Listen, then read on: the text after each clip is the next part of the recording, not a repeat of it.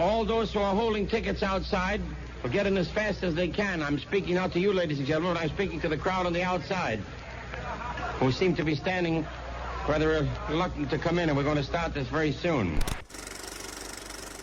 Welcome back to Worthy. I'm Ben. And I'm John. And on this episode, our 30th episode, we're going to be talking about the bridge on the River Kwai. But we have typically been starting these episodes 10, 20, 30, eventually 40, then 50, and so on and so forth. Well, if I look back on the previous 10 years that we had been talking about and watching and viewing and really just analyzing really deeply. So we've given out our, I guess we can call it the Worthies. I don't know. I think it's the first time we're calling it the Worthies. It's the first time you've ever said that. Yeah. Yeah. It sounds weird. It does sound weird. I like it though. I kind of like it. Yeah. So we're gonna give out some Worthies for the films that won Best Picture from 1948 to 1957. The Bridge on the River Kwai being the last movie of this decade of film. So this is the 30th Academy Awards, our 30th episode. So let's dive into the first category of the Worthies, and that is Best Art Direction. John, who did you give Best Art Direction to? I gave Best Art Direction to E. Preston Ames from An American in Paris. Obviously, it's a big musical that we have here. I think we enjoyed the film. While we were kind of confused why it was a Best Picture, I think it goes without saying that, big MGM musical. It's going to have some amazing sets. It's going to have some great locations to kind of dance around in and sing through. So big shout out. It was great seeing that. And we also have Cedric Gibbons as well for An American in Paris. Ben, what did you give for Best Art Direction? Yeah, so it was a toss-up for me for An American in Paris, but I decided to go with Hamlet, and that was to Roger K. First. So for me, Hamlet, if you listen back to that episode, I really loved the production design and art direction and the minimalistic approach they used, and I felt that really captured the essence of like what Shakespeare plays were like. Is if you know Shakespeare, when they performed at the Globe Theater, they used very minimal sets. They really just allowed the acting and the actors to be themselves, and to really, that's how the story was told. So I really enjoyed how little production design there was, but the production design that was used was so good and added so much depth and character to the stories that it was really unique and interesting. And so interesting, in fact, that I actually think that the tragedy Macbeth, the most recent Joel Cohen movie, kind of took inspiration from this version of Hamlet with their approach to their production design. So for me, Hamlet took the Art Direction Award. But moving on to Best Score, John, who did you give Best Score to? I went with American Paris again, but this time for Best Score, which is Conrad Salinger. I just really loved the music in that movie. Obviously, it's just the most kind of standout right in your face because it's a musical, like we said, but it has a lot of joy, and the film kind of ends with a 17-minute ballet sequence, and without really great music to kind of hold you together and explain what's happening, you wouldn't really have and really get that satisfying ending that you do get in that movie. So got to give it to An American in Paris. I gave it to An American in Paris as well, pretty much for the exact same reasons. Another thing, too, is we didn't really have many other movies that I felt were, we didn't really have any other musicals. There wasn't really anything that I thought that stood out like really, really big in my eyes. I think maybe another contender we could have like potentially picked for this was actually The Greatest Show on Earth. Like that had some fun, whimsical stuff, but not to the level of An American in Paris. It's classic, musical adapted for a movie. So I definitely think Best Score. Yeah, I felt like there was a trend here over the last 10 years where there really wasn't that much music, honestly. I think you could look at like On the Waterfront as being one that kind of had some music here and there, but it felt like over the last 10 years, maybe it was the advancement of audio and getting better like on-set audio, but yeah, we look like we almost moved away from having these really strong, powerful scores throughout the movies. Yeah, absolutely. And I don't think there's anything wrong with that. And actually, it's funny because I think when we look back at the next 10 years, when we do our 40th episode, there's going to be a few musicals in there. So we're going to have to kind of decide, go back and forth on like, well, because then it does become a bit of a musical question. What's the better musical? But for right now, American in Paris, you get the Worthy for Best Score. Moving on to Best Editing. Who did you give Best Editing to, John? I went with this episode's The Bridge on the River Kwai, which is Peter Taylor edited. And, we'll definitely talk more about the editing, but I just thought it did such a great job of portraying so many different characters, portraying the location, and also giving a lot of time to these random supporting characters, some that we don't even know really what their name is, but the film really had a distinct style, and I really loved a lot of the close-ups and a lot of the kind of like cut in shots that they did, a lot of the pickup shots probably that they did, that really brought the film and it really felt like the location was alive. But Ben, what did you give best editing? Yeah, so that was like my runner-up was The Bridge on the River Kwai, and we'll definitely get into the pacing and how well that story is told and put together. But for me, I picked On the Waterfront. That went to Gene Milford. And to me, I mean, I gushed over On the Waterfront. I think that for a movie, it's like an hour and 47 minutes. The pacing is so well put together. I think that there's great cuts. I think that they're very purposeful for how they tell the story. For the acting, it helps Brando's performance, and I just really think it's such a tight, well-told story that it's all mostly to the editing, I think, for that movie, just because of how well it tells the story, puts it all together. But moving on to best cinematography, John, who did you pick? I went with Jack Hilliard for The Bridge on the River Kwai. Again, won't jump into it too much, but this movie is stunning, and I bought the 4K recently that just came out this year, and it is gorgeous. I can't recommend it enough. Go out and buy physical media. Yeah, and I actually got to watch that 4K version of The Bridge on the River Kwai with John, and for me, this takes best cinematography as well. The CinemaScope aspect of it is phenomenal. David Lean really knows how to pack the frame, but Jack Hilliard being the cinematographer, having to work in the jungle under those conditions, there are some crazy stories that I had heard, especially of him hanging on the edge of a plane to get some parachute while shooting on like super 16 millimeter, I think he was shooting on too. So absolute craziness, and the cinematography is absolutely stunning. But again, we'll get into that more in this episode. Moving on to best screenplay, John, who do you give the worthy to? I went with Bud Schulberg for On the Waterfront. I felt like On the Waterfront was such a beautiful character piece, and it was really internal, and it did a great job of kind of like setting us in this location and giving us some really great, memorable side characters, which is something that I think we really just don't get enough of in some of these Best Picture winners. And I just love how we kind of deep dive into Brando's character and learned about his world and how he has to basically overcome it. And it was just a really beautiful movie that I think just has gotten better over time and has really influenced other films, and Scorsese, for example, kind of continuing moving forward throughout film history. So that is why I gave it best screenplay. But Ben, what did you give best screenplay? Yeah, again, this was kind of a tough one for me. I love On the Waterfront, but I actually went with All About Eve to Joseph L. Mankiewicz. I absolutely love, Betty Davis's performance in that, everyone's performance in that, and just such the quick humor, the quick, wits that just goes throughout the entire screenplay. It's so well crafted. Everything connects with each other. All the lines are great. Buckle up, it's gonna be a bumpy night. Like what a beautiful and perfect line, and so funny. And so I just think for me, All About Eve edges out On the Waterfront in terms of screenplay. Definitely the best dialogue award goes to and All About Eve for sure. Which I think kind of is like, well, what makes a screenplay the best screenplay? And sometimes, like for me, I sometimes do like to look for a lot of dialogue, a lot of like really like character you get just from the dialogue itself. And All About Eve really lends itself. But then you look at On the Waterfront, and there's so much emotive and physical acting that Brando, Eva Marie Saint, Carl Malden do that isn't necessarily in the script, but it's like part of the performance. You could look at it as the screenplay inspired them. It could be a whole back and forth for how you rate best screenplay, but both won the Oscars for best screenplay. So like it doesn't really matter at the end of the day.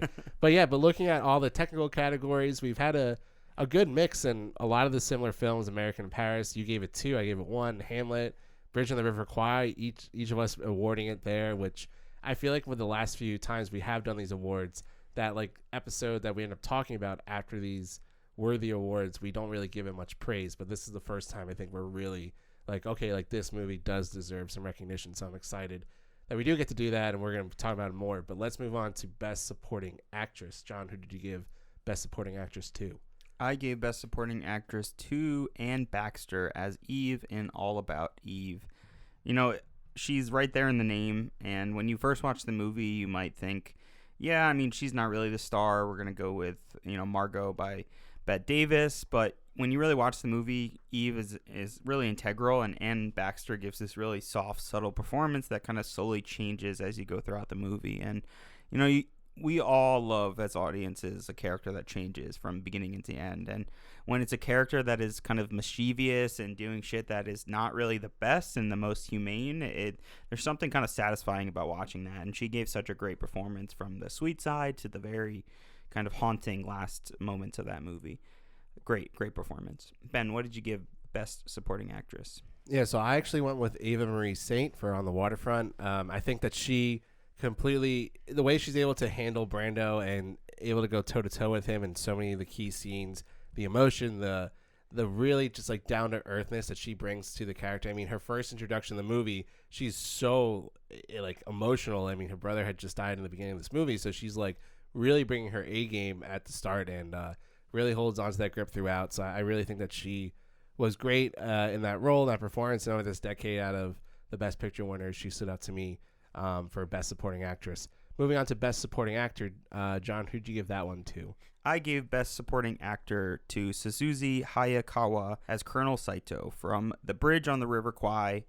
And again, we'll dive more into this movie, but he gives an absolute amazing performance, which is really complex and is a character that you shouldn't really like, but by the end of the film, you really kind of start to weirdly understand, and I wouldn't say sympathize with, but you learn so much about him that you actually like want to know about what happens to him in the end. You know, where could like his story go if things, you know, didn't happen the way they did. So really amazing performance that he kind of brings to life. Ben, what did you give Best Supporting Actor? John, I'm on the same wavelength as you. I gave it also to Suzuki Hayakawa. He was absolutely phenomenal in this movie. There's so much I think that we can say about him, and I think we should say that for the discussion of the movie. But again, this was like really hard to think about. For a whole decade, we had some really good, you know, Best Supporting Actor performances. One that really stood out was Karl Malden, so I was really thinking about that for On the Waterfront. But I'm like, you know what? He's won his Oscars before. Hayakawa only got nominated. And you know what? I'm going to give him the Worthy because he's completely worthy. And we'll get into his backstory and everything. But, yeah, Suzuki Hayakawa for Bridge on the River Kwai. But moving on to Best Actress. And I made a big, bold statement a lot of episodes ago about this category. But, John, take it away. I went with Bette Davis as Margot from All About Eve. And, you know, I think you can just go back and listen to our episode on All About Eve and hear us gush about her and how amazing she is and how she brings this character to life.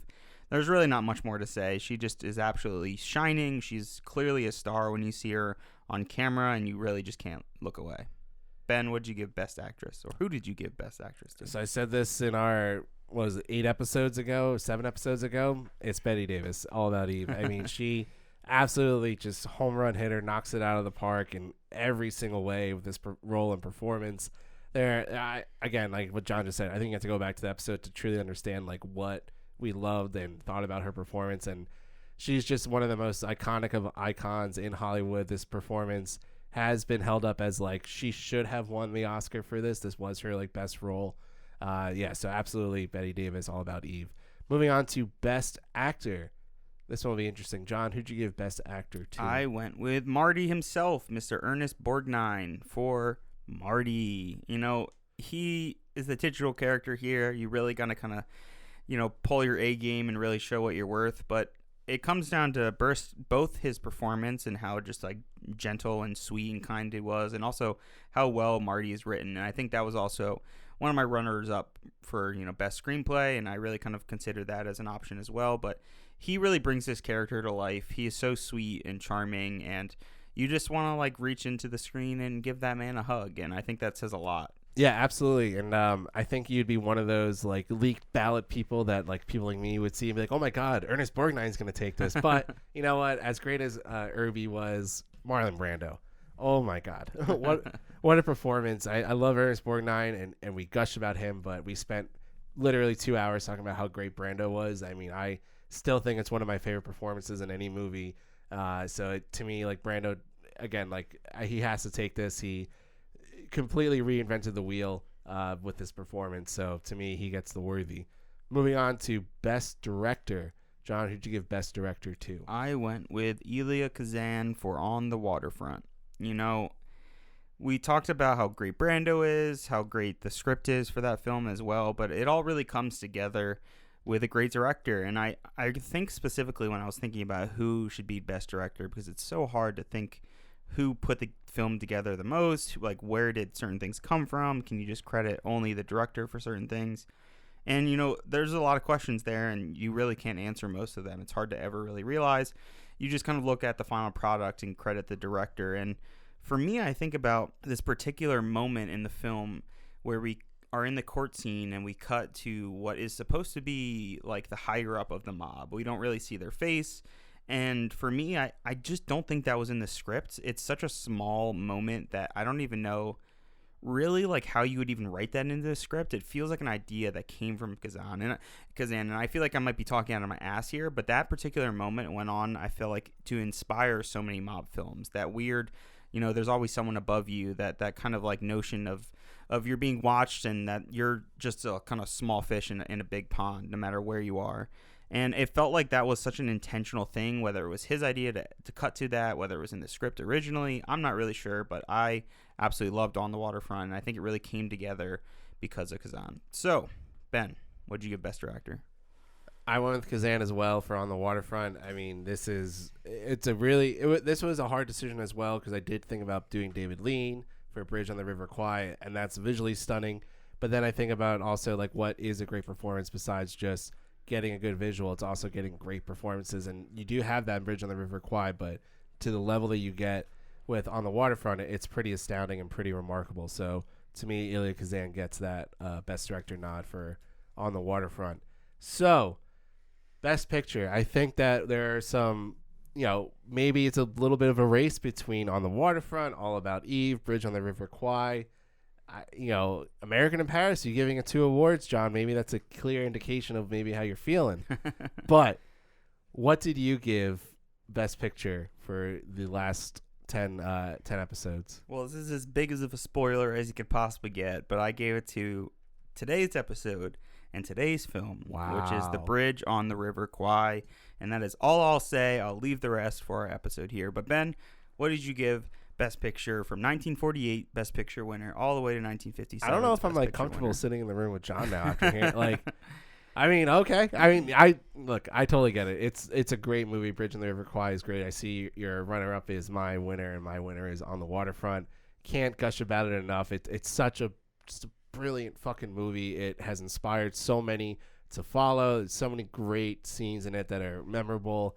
It really is just a phenomenal overall film, and I think to hear more about like our thoughts, just go back and listen to that episode. But to me, that's the Best Picture from 1948 to 1957. Another one to mention, All About Eve.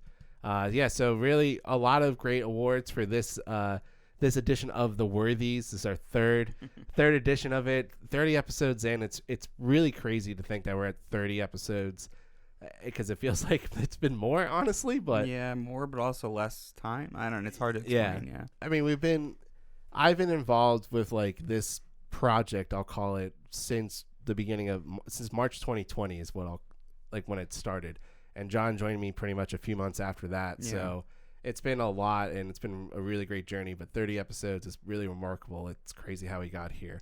But let's just have some fun. So let's answer that age-old question, John, which is The Bridge on the River Kwai worthy of the Best Picture Award of 1957?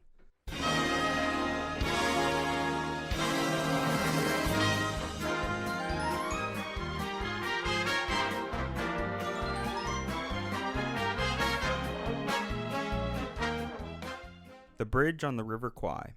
British prisoners of war are forced to build a railway bridge across the River Kwai for their Japanese captors in occupied Burma. In early 1943, a fresh contingent of British POWs arrive at a Japanese prison camp in Burma, led by Colonel Nicholson.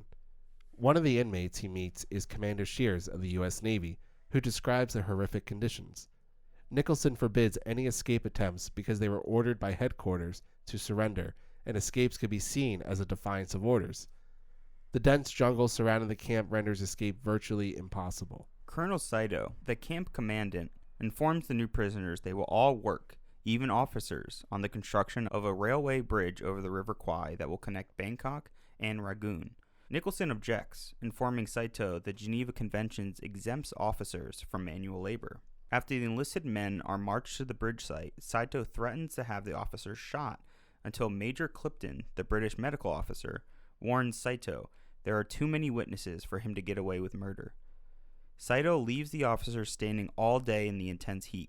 That evening, the officers are placed in a punishment hut, while Nicholson is locked in an iron box after getting beaten as punishment. Shears and 2 others escape, Only he survives, though he is wounded. He wanders into a Burmese village, is nursed back to health, and eventually reaches the British colony of Ceylon. With the deadline for completion approaching, the work on the bridge is a disaster. The prisoners work as little as possible and sabotage what they can.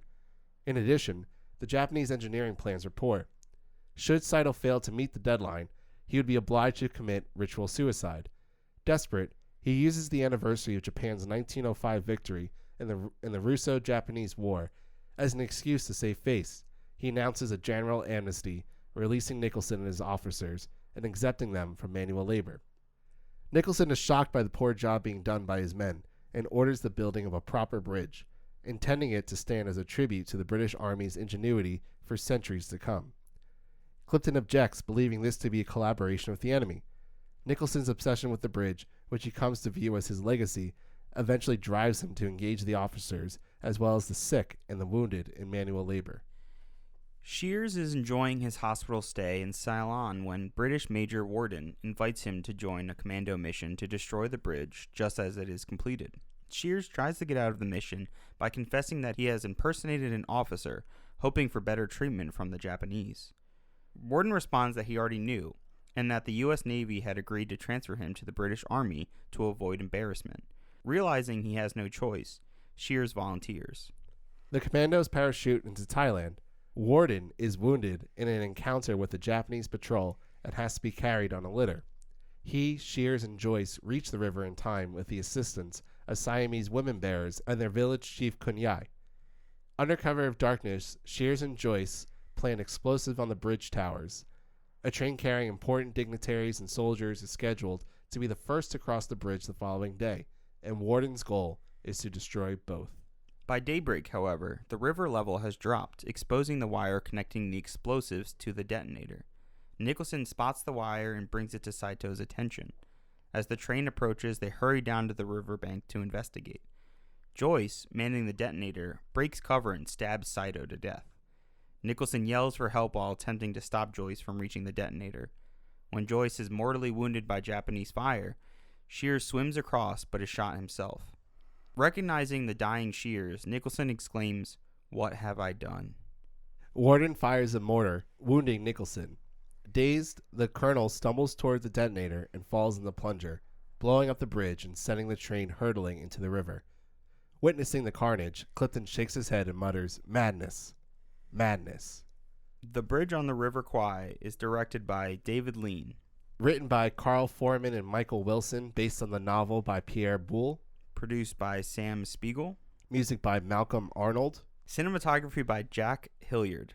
Film editing by Peter Taylor. And art direction by Donald M. Ashton. The Bridge on the River Kwai stars William Holden as Shears, Alec Guinness as Colonel Nicholson, Jack Hawkins as Major Warden, Sasui Hayakawa as Colonel Saito, James Donald as Major Clifton, Jeffrey Horn as Lieutenant Joyce, and Ann Sears as Nurse. So, The Bridge on the River Kwai, John, a Hollywood classic, big cinemascope, big everything. Obi-Wan Kenobi's in it. I mean, Sir Alec Guinness. What else do you need to know? What else do you need? Exactly. There's a lot I think we can start with, but if you would allow me for a second, I kind of want to have a little fun and do a little sing along with you because Jesus Christ, it's really okay. So when the British soldiers march into the camp where they're being held hostage, it's actually a really interesting setup. Basically, you see these guys walking through the jungle. That you already have this wide frame going on, and you do have a really good scene with William Holden burying a body, and I want to get to that, but I want to talk about this first because it really has just been on my mind. So as the army is marching in, they are whistling, very similar to Full Metal Jacket, so I think Full Metal Jacket may have been inspired by this, and what they're whistling is the Colonel Bogey March, and it's a very whimsical sounding song. You probably don't know it based on just hearing that title, and I wouldn't have known that based on the title too, but I know the song really well. And the reason why I know the tune really well is because my grandpa used to have us literally march and sing in the car a kind of a parody of using this tune, and it was for the cleaning product Comet. I don't think you have no idea where I'm going. No idea what you're talking So about. Yeah. this is what my grandpa used to have my mom and my aunts and uncles sing and march to. He would have me and all my cousins sing and march this when we were kids. And this is how we would sing it. We would go, Comet, it makes your mouth turn green. Comet, it tastes like gasoline. Comet, it makes you vomit. So drink some Comet and vomit today. Jesus and we would sing Christ. that for just in like hours on end. And my grandpa had so much fun with it. So for That's me, such a bad thing to teach kids, though. Oh. That's such a bad thing to teach. my kids. grandpa was a doctor. He was fine. But he, Well, that's even worse that he was a doctor. What it the was fuck? having fun. We were having fun with it. It was a commercial. That was like the Comet commercial was like a parody commercial. So to him, knowing him, he just loved the whole idea and whimsical aspect of it. So this movie popularized that tune, and you hear it throughout the entire movie. It's a really big thing. And you also hear it in other movies, notably Spaceballs. You heard it in the new Jackass movie. They whistle it in The Breakfast Club. It's in the original Parent Trap, where they mimic what they're doing in the bridge on the River Kwai, where they're marching along and whistling it. So this like tune is based off of a British march, which has become very popularized in pop culture. And for me, just like seeing that for the first time, I was like, well, how do I not talk about that? How do I not bring up this like really deep personal connection? Which is just so fun, and it adds a lot, I think, to the characters of the film, because when you look at Nicholson, he's so fucking serious of bringing these guys into the camp that to him, like, of course they would whistle and march. They had to whistle and march in time, and the way that it all comes together is when they all come to the camp, they're all lined up in order, and then what happens is in Nicholson's head and his POV is he starts to hear a huge like orchestra and symphony playing along with the Colonel Bogey March that they're whistling to, and it adds so much to his character already that this guy, he takes the British Army and his position very fucking seriously, and to me also it adds that just fun context of Comet, it makes your mouth turn green. Comet, come on, John, tastes like gasoline. Come on, you know it. Comet, it makes you vomit. So drink some Comet and vomit today. Yeah, I don't have any fun stories like that, but I do love the entrance, and I love the introduction to him this way, because yeah, you're exactly right. It shows how serious he takes being in this position, and not just in war but in the military, and how rigid and strict he is, really. And I think it's like a perfect introduction to his character, and it kind of points to how this movie deals with comedy, which is like mixing it directly in with some of the harsher, not violence, because I don't really think this movie's that violent, but it is dark. I mean, we're talking about prisoners of war. It really can't be light, but I think the movie tonally does a great job of like balancing that humor with the real serious aspects of it. And Nicholson is like a very, very, very serious character, so much that it may like turn people off in a way. But I think that's what makes his character great. So yeah, I love that little like story. I don't know why your grandpa would even suggest drinking Comet, especially as a medical professional, but that's a cute story, Ben. Yeah, thank you. Well, yeah, it's very cute, and I'm happy to bring it up, and I love it, because I think for me, and I brought this up before, watching these older movies, and it just I form a huge connection with my grandparents, and their love of film got passed on to me. So all sets of my grandparents. So this has been a lot of fun, and that was just a really great connection. So to me, I was like, well, that's where my grandpa got that from. But let's move on to to more of the film itself. So as I mentioned before, there's this really good opening scene with William Holden, who plays Shears, and they're burying dead prisoners of war, and it's to me it's very Samuel Beckett-esque, Waiting for Godot, Endgame type of vibes, where it's very irreverent kind of like dialogue back and forth that also has like really deep meanings to it, while also not really realizing that for the audience. It's really I really like it in the way it's set up. Holden really gets like right into his character, who's kind of like, yeah, I don't really give a shit. I'm kind of just like here, and so what if I'm here? I'm just gonna die and be a body eventually type of thing. So he's very like nihilistic in that approach, which I really like. And another really good thing about the scene is the way that, and this is how great David Lean is huge cinemascope, foreground of Shears burying the body, but in the background you see the British Army marching in, which just adds so much depth. So cool, yeah, and complexity to the frame. So I thought this scene was really, really good. You have any thoughts on this opening scene? I love William Holden. He's so charming already. Like, he's this dirty prisoner of war, soldier who's currently like digging graves and finishing graves for all people that have died. So again, with the tone, it's the way the movie's written and the way Lean is kind of like really been very conservative about how he kind of like lets the characters bring the humor. He's not like trying to like have jokes that are just fully written out jokes. He lets the performers really kind of add that level of humor and charm. And someone like Shears, who can still talk very like open and blunt about these deaths, and especially later on when he talks directly with Alec Guinness's character. And I love these two characters against each other, even though there's barely any screen time that they have, because they're almost like the opposite of each other. And I think that goes pretty heavy in this film, in the way the film kind of like compares British men versus American men. I think there's like definitely an ongoing theme throughout this movie that is kind of about that. And I think Shear is kind of like the center of that. It's kind of hard to kind of pin who our lead is in this movie, but he's the top billed actor at the time, William Holden, for this film. And it's weird because, Guinness has most of the screen time when it comes to like our lead performance, but Holden plays such an integral part in this film that it just all comes together because of his character. So it's a perfect introduction. I don't think you really realize what's going on or the kind of situation that he's in or what he's trying to get out of, which is, bribing one of the Japanese officers to get into the sick ward, even though he's not really sick. You can already see that he's playing the game, and he's very American, James Bondian, where he's not gonna like take no for an answer. He'd rather get shot in the back trying to escape. So I loved his character just in general, because he kind of like screams James Bond before James Bond, and especially with on the beach with a nurse, like there's a lot of aspects to it that kind of scream James Bond to me, which is funny because it's a British character, but it's our American man who's kind of coming off as this like suave hero, right? So yeah, I love William Holden, and it's a great introduction scene. Yeah, and I loved all the soldiers marching in the background. It's creating such a big wide shot. And we also didn't talk about the opening of the film, which is these great shots of just the nature. And we start with like a hawk flying above in air, and we're getting helicopter shots, and we're getting shots that feel like they're from Around the World in 80 Days, but like actually for a reason, not just to show hot air balloon in midair.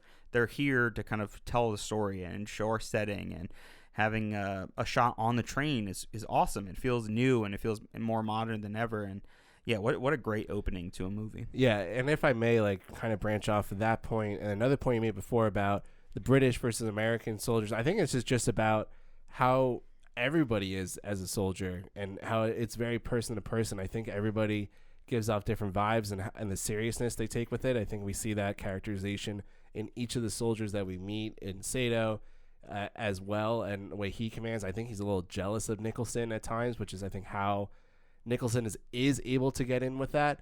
But then another way you can think about it is you're just saying about the nature and, like, this movie takes place in the jungle. You can think of it as like all these soldiers are different, species, and like how they survive, how, survival of the fittest type of thing.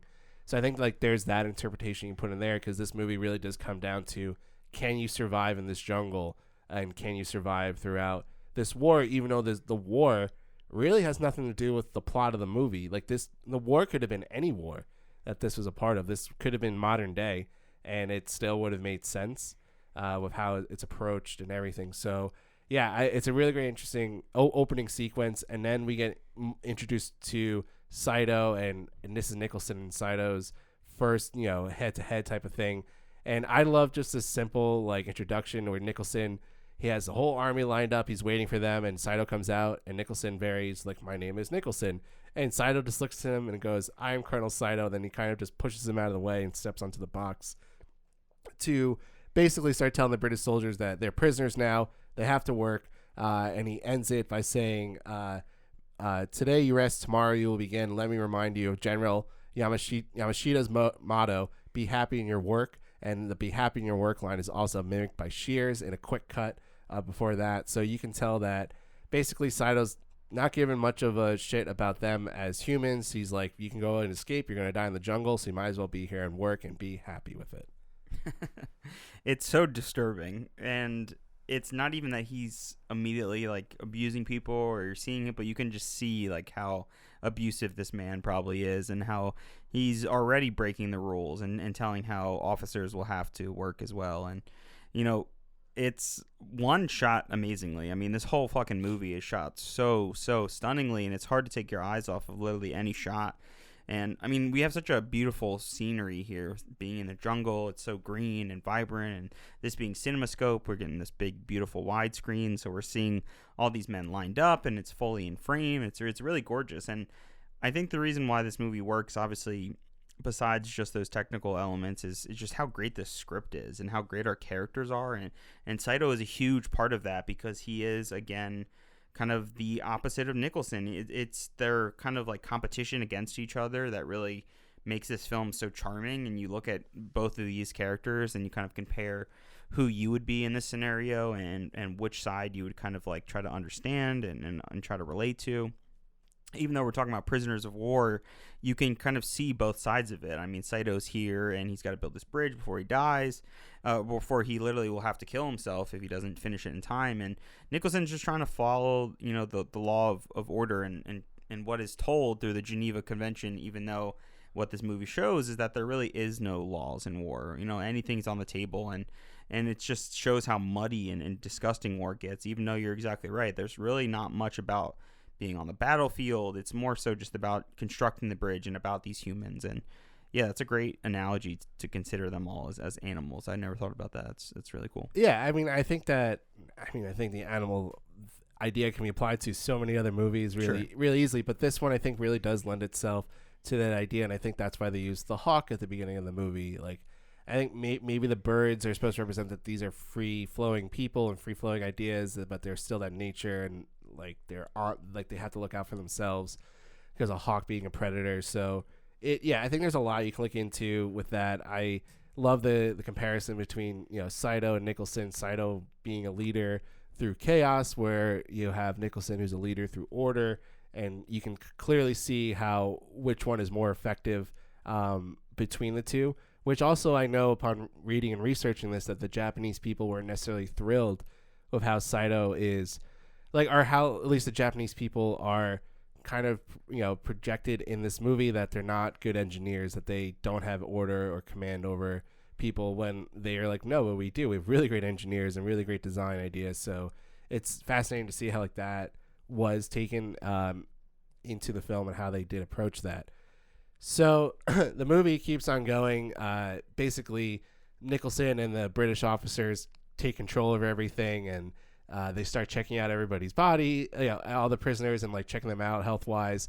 And Shears, he says to them, "Don't bother about me, Colonel. I'm not anxious to get off the sick list." So this is, again, another good characterization of Shears, who's like, I don't really give a shit. I just want to just live my days and not try and get killed. Yeah, because he says in a line right before that about how, like, everyone he's known has basically died. Yeah. And died from so many different, like, diseases, snake bites, all these weird different things in the jungle. And which is also another great Saito moment, how he says there is no escape, basically. Like, there's no fences, there's no bars, because you'll just die in the jungle if you try to run away, which is just metal as anything. Very Darth Vader-esque to throw another Star Wars type of thing in there.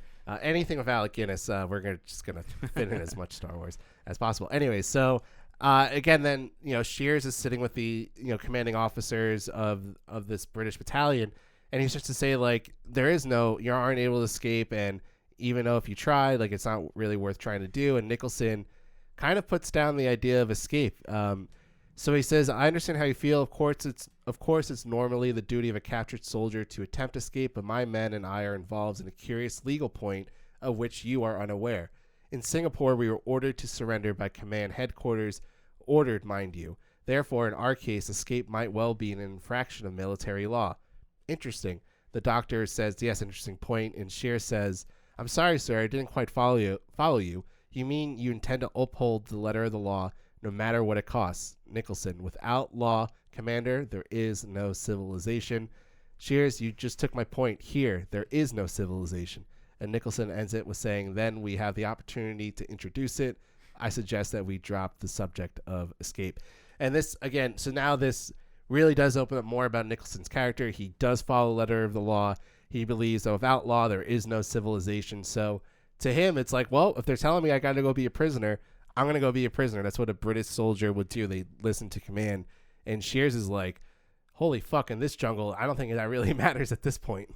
Yeah, well, I mean, he's seen what it's like here, too, and Nicholson is just kind of fresh. He's new. He thinks that everything will go in order of the way it should by the Geneva Convention. But it perfectly sets up their character, and for Shears' character to kind of, like, be the opposite of him, like, trying to get out of there, and his life matters more than anything else, while Nicholson is more so kind of convinced that this is just how it should be, and they should follow the rules, and then when the war's over, they'll be home. And it's not like he wants to stay there and he likes Saito. It's just that he truly just believes in law and order to its fullest, ability. And I think this could be a hard movie to watch as a viewer simply if you hate that. Like, if you hate the way Alec Guinness's character is so hell-bent on following orders and being strict. But I think what comes from that kind of frustration is probably even more satisfying, because it ends up leading to him being, thrown into the iron box or the sweat box. There's so many different names for that contraption that they put him in. Yeah, the oven, which is definitely the worst.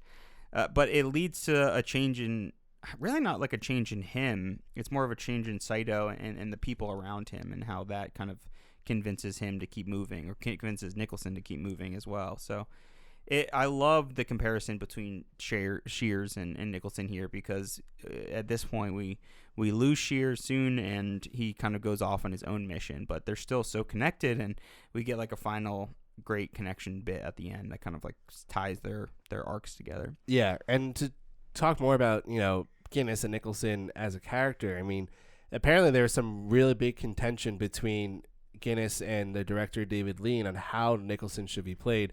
It seemed like that David Lean was like, no, he has to be the straight-laced military law and order guy. And Guinness was like, no, there's some humor you can play with this. And you definitely see that part of it come out with kind of the backhandedness that Nicholson does bring. And a lot of times we'll bring some of those instances up. But he really does try to make this a comedic performance, and a guy who, can you really tell if he's fully there? Because, yeah, to build a bridge with the enemy to make it this good is kind of teetering on that edge that Clifton brings up at one point. It's like, are you helping them? Are we kind of going against it? And Nicholson's like, no, we're obeying law and order, but are you really? Like, where's the flip of the switch that happened? Maybe it was in the oven, the iron box, where he goes a little too mad. He's cooked a little too long. Yeah, it cooked a little too long is right. And that's where I think a lot of the humor comes from after he gets out, because it's kind of like the slap in Saito's face. And I think that's a really interesting aspect of his character, because you get to kind of wondering as the viewer, like, will he go too far? Like, will he almost become Saito? Will he become abusive to his own men? Like, will he cross that Nicholson? Will he cross that line himself? And is that kind of what this movie is about? And by the time you get to the end, it's more so, it's not really about that. It's more so just Colonel Nicholson is kind of a selfish man. He's kind of using this as a way to kind of justify his actions throughout life. And I'll talk more about that when we get to a later scene on the bridge. But, it is a very, very interesting character, and a character that I love, because it's not just saying, like, look, here's an awesome guy that you'll root for. You really question some of the things he does, and it makes you think as a viewer, like, would I have done that? Like, is that the right thing? Like, is that the best thing to do? And is he the best guy? It's fascinating. I love stories where it's ambiguous and kind of up to the viewer to decide that. Yeah, I think everyone is ambiguous in this story. So the story continues. One, Shears, another of the prisoners that he's talking to at the beginning of the film, and then a British lieutenant all attempt to escape. Shears is the only one that survives. He manages to escape gunfire. He lands in the river, gets kind of washed away to this village on the outskirts of the jungle, and he is saved, and he is sort of put away on the shelf for the next like 40-ish minutes of the movie. Then we come back to the camp, and now Nicholson, before everyone gets sent off to camp, he does try to confront Saito again, and is like, my officers are not going to work. This goes against the Geneva Convention. Officers don't do manual labor. Saito, I think, slaps him with the Geneva Convention and actually draws blood in real life. So that was, from what I read, not supposed to happen. So Hayakawa really slapped Guinness enough. And Saito gives this really good speech. Well, I think it's a really good speech because of the character, but it's not necessarily the content is good. So he says, all men will work, your officers will work beside you. This is only just, for it is they who betrayed you by surrender. Your shame is their dishonor. It is they who told you better to live like a coolie than die like a hero. It is they who brought you here, not I. Therefore, they will join you in useful labor. That is all. And that's Saito's way of being like, these guys gave you up. These guys surrendered to you. Why are you listening to them? Why are you still trying to give them any sort of respect to their command when they sold you out? I'm here now. I'm the one in charge, trying to instill fear in them and being like, okay, now like let me lead you, work for me. And I think it's, again, like one of those good character developments for Saito before we really reveal like why he's doing all this, because it gives you that, you know, he becomes that villain. He's like, oh, this guy, he's really just a hard ass. He's really chaotic. He does not give a crap about human conditions and human lives. He just like wants to keep this Japanese army rolling along through, you know, the Southeast Asia and moving westward to, you know, defeat everybody in World War II. So like this guy is really gunning for it. So that's how his character really comes off here. He's not a good person.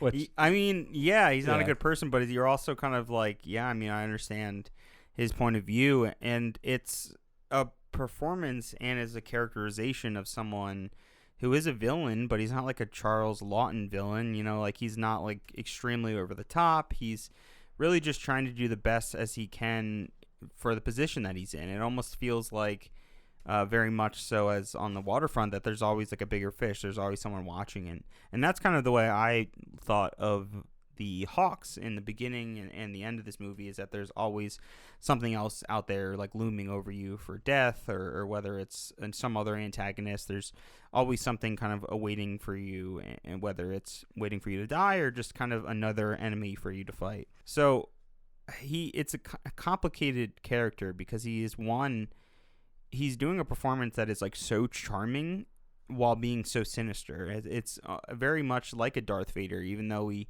kind of credited Lawton's performance as a Darth Vader like performance way back in Mutiny on the Bounty. Thank you, Mutiny on the Bounty. And he's not a great guy. Obviously, he's keeping all these people imprisoned, but at the same time, they kind of rationalize and explain why. And I think setting up the scene where we have all the officers being very defiant, not wanting to leave the camp, not wanting to do anything other than stand there, kind of shows how defiant he is and how just set in his ways he is.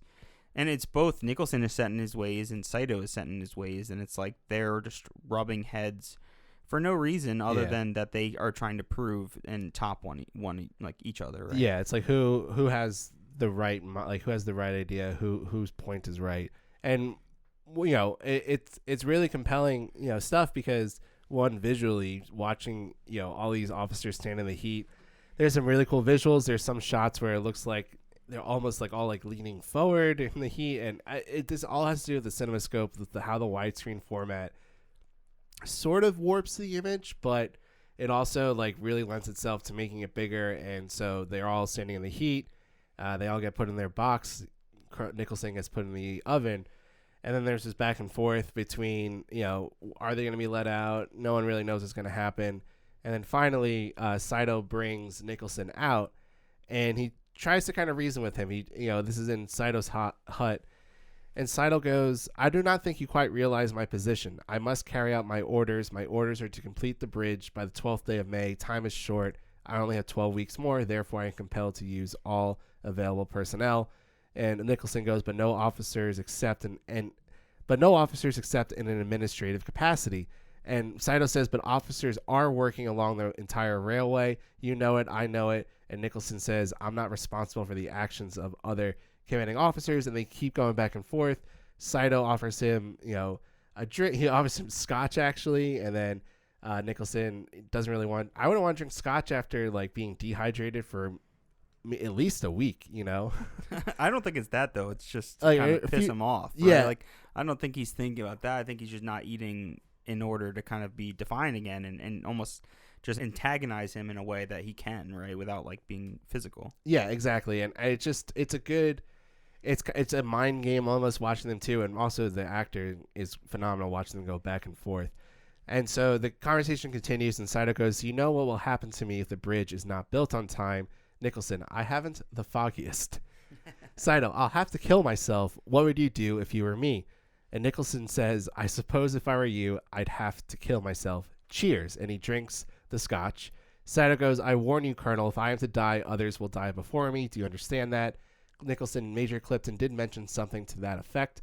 "That won't solve your problem. I'm sure we can arrive at the proper solution." And then he goes to Saito and says, "Please sit down. Now tell me, Colonel, do you or do you not agree that the first job of an officer is to command?" Saito, "Of course."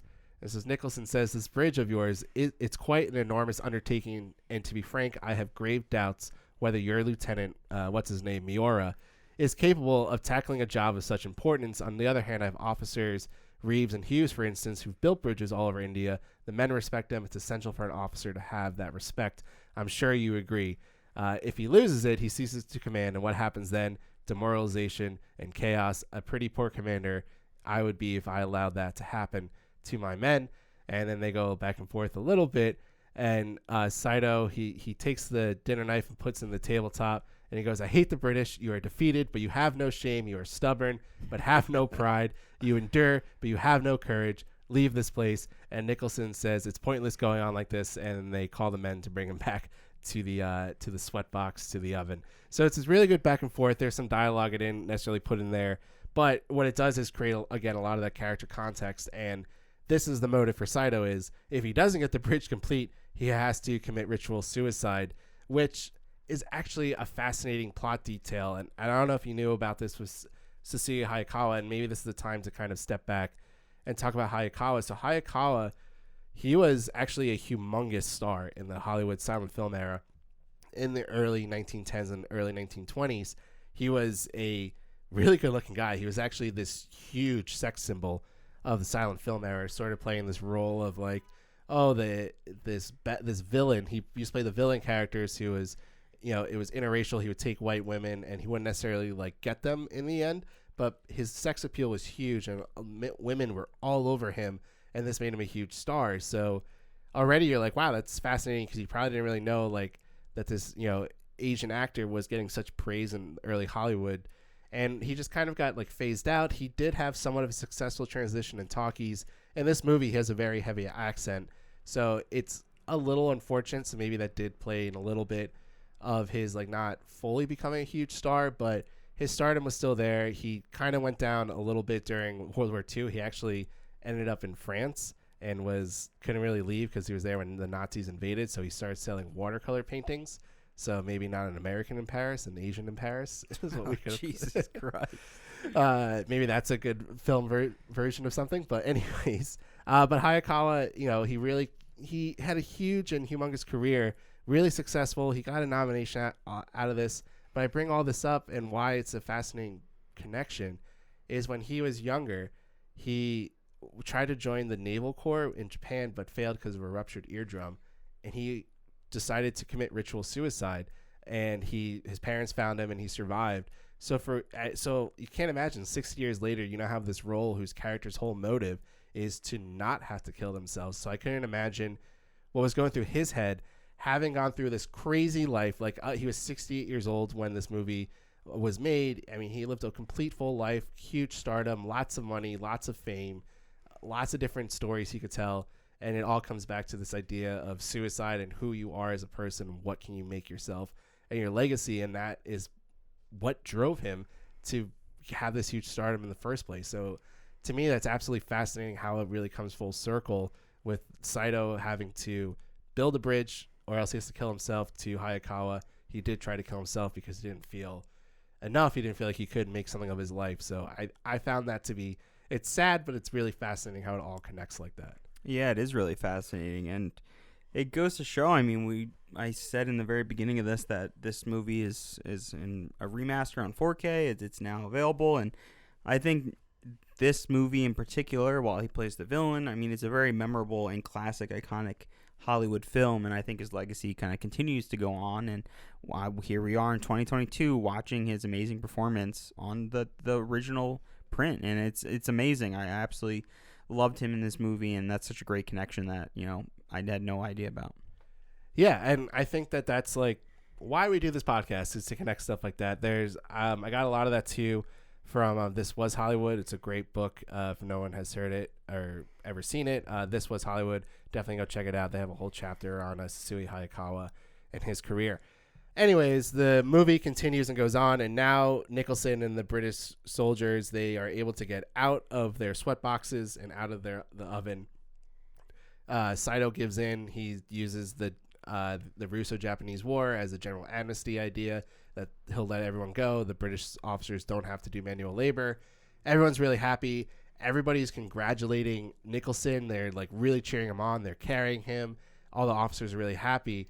And then this is intercut with Saito just bawling and crying in his hut, which is fascinating because how many men have we seen cry? We saw Clark Gable really cry in Gone with the Wind. But like that's probably the closest I think we've seen a guy like really cry and really break down in one of these Best Picture movies. And Saito he's distraught. And I think that, again, has to do with, like I brought up before, that he's jealous of Nicholson. He's jealous of how Nicholson is able to command and have order and get shit done. And to him, he feels like a failure. And this is like that first step of like, I have completely failed because I let the British overtake my command of this camp. Yeah, I think it's really maybe the best scene of the movie, or at least one of the best scenes in the movie, because it has everything that the movie offers. I mean, it's got the great performances between the two of these men, but it also has just some of the levity of the way Nicholson kind of takes over the conversation and really takes over the camp in that moment and takes over the lead. And we have the reaction from Saito where it is really intimate and personal, and we've seen people cry, like you said, with Clark Gable, but this is a different kind of, this is like an emotional breakdown, and it's just something that we like rarely see. And this is really complicated too. It's not like he lost someone. It's so complicated. He's crying because he literally might have to kill himself. Like he's like losing himself. Yeah, it's not only just that too. It's like he's losing the men. I'm sure it wouldn't just be him that would die too. It would be probably all of his commanding officers. Like it would probably go down the line and get worse and worse and worse. So it's so complicated, and I think that's what makes this movie great, is that you can laugh in a scene and then moments later you could be like, oh shit, like this is so real and so intense and dark in the same way that it is kind of goofy and funny. And from like Alec Guinness's performances, it's really astonishing that it even works and that it's tonally coherent and all of it kind of comes together. Yeah, absolutely. And I think we're now going to jump into a scene with a little bit of comedy and a little bit of fun, and that's where Nicholson and the officers start telling Saito that, like, hey, your plans for this whole bridge are no good. Where the location is bad, how you're trying to construct it is bad, the amount of labor you're putting into it is bad. So the way they're presenting it is very like official, very corporate almost, where each guy has like a different report they're trying to give Saito. They're giving him so much respect. But each time that a new person brings up a new point, Nicholson jumps in quickly and goes, Saito, Colonel Saito, really quickly, do you think we can get some tea? Do you think we can get some dinner? Yeah, and like brought in, and like he's getting all this like attention and care from Saito by really just being backhanded and posh and British and exactly how you'd expect it, which is so funny. Which is, again, I think that's Guinness's approach to the character, is bringing this charm, and like he had like Nicholson has all this charisma without being loud. Like he has so much command and suaveness, but he's not in your face about it. But he's so good with the way he calculates and the way he talks and presents it, that the Saito's like, yeah, of course I'll get you all this. And then Saito's like, at the end of this whole thing, he says, can you finish the bridge in time? And Nicholson goes, frankly, the consensus of opinion is that it's impossible, but we'll certainly give it a go. After all, we mustn't forget that we've wasted over a month through an unfortunate disagreement for which I was not to blame. That's such a good line. Yeah. That rewatching the movie, that was like such a funny line that stood out to me. This whole scene is hilarious because it's like the power dynamic. He is still a prisoner, but he has complete control because Saito knows that this is the last opportunity to get this bridge fixed. So he's just stuck, and you're just kind of watching him who's so defeated. It's so satisfying to see this guy who's been torturing all of our heroes and who's now like being tortured himself in such like a minor way, but it's so satisfying to watch. It's so funny and so perfect. It's just absolutely perfect. Yeah, it's interesting how the narrative really developed from like, that they had disagreement and now they are working together, which becomes that crux of like, are we helping them too much? And then the film, I'm not gonna say like this is a bad thing, but then it does start to change its narrative and flip around who are the main perspective and what is the main focus of this entire story. And what happens is that Nicholson, we know they're going to build the bridge. We know that they're going to put a lot of emphasis, a lot of work, a lot of care into it because that's what Nicholson believes is the right thing to do. So I get plot-wise and visually, there's not much really to show for much, for rest of the film. So we now go back to where Shears is. Shears looks like he's at Club Med. It looks like he's having the time of his life. He has a beautiful, blonde nurse who's helping him. This was an inclusion from Hollywood. They're like, we have to add some sex appeal to this. So we're going to have William Holden making out with a beautiful blonde on the beach, and that's going to be all the fun. And of course that's going to be what brings everybody into the movies, not just that this is a badass story of a lot of great characters and a lot of big names in it, because of course the only thing people care about is sex. But anyways, I digress.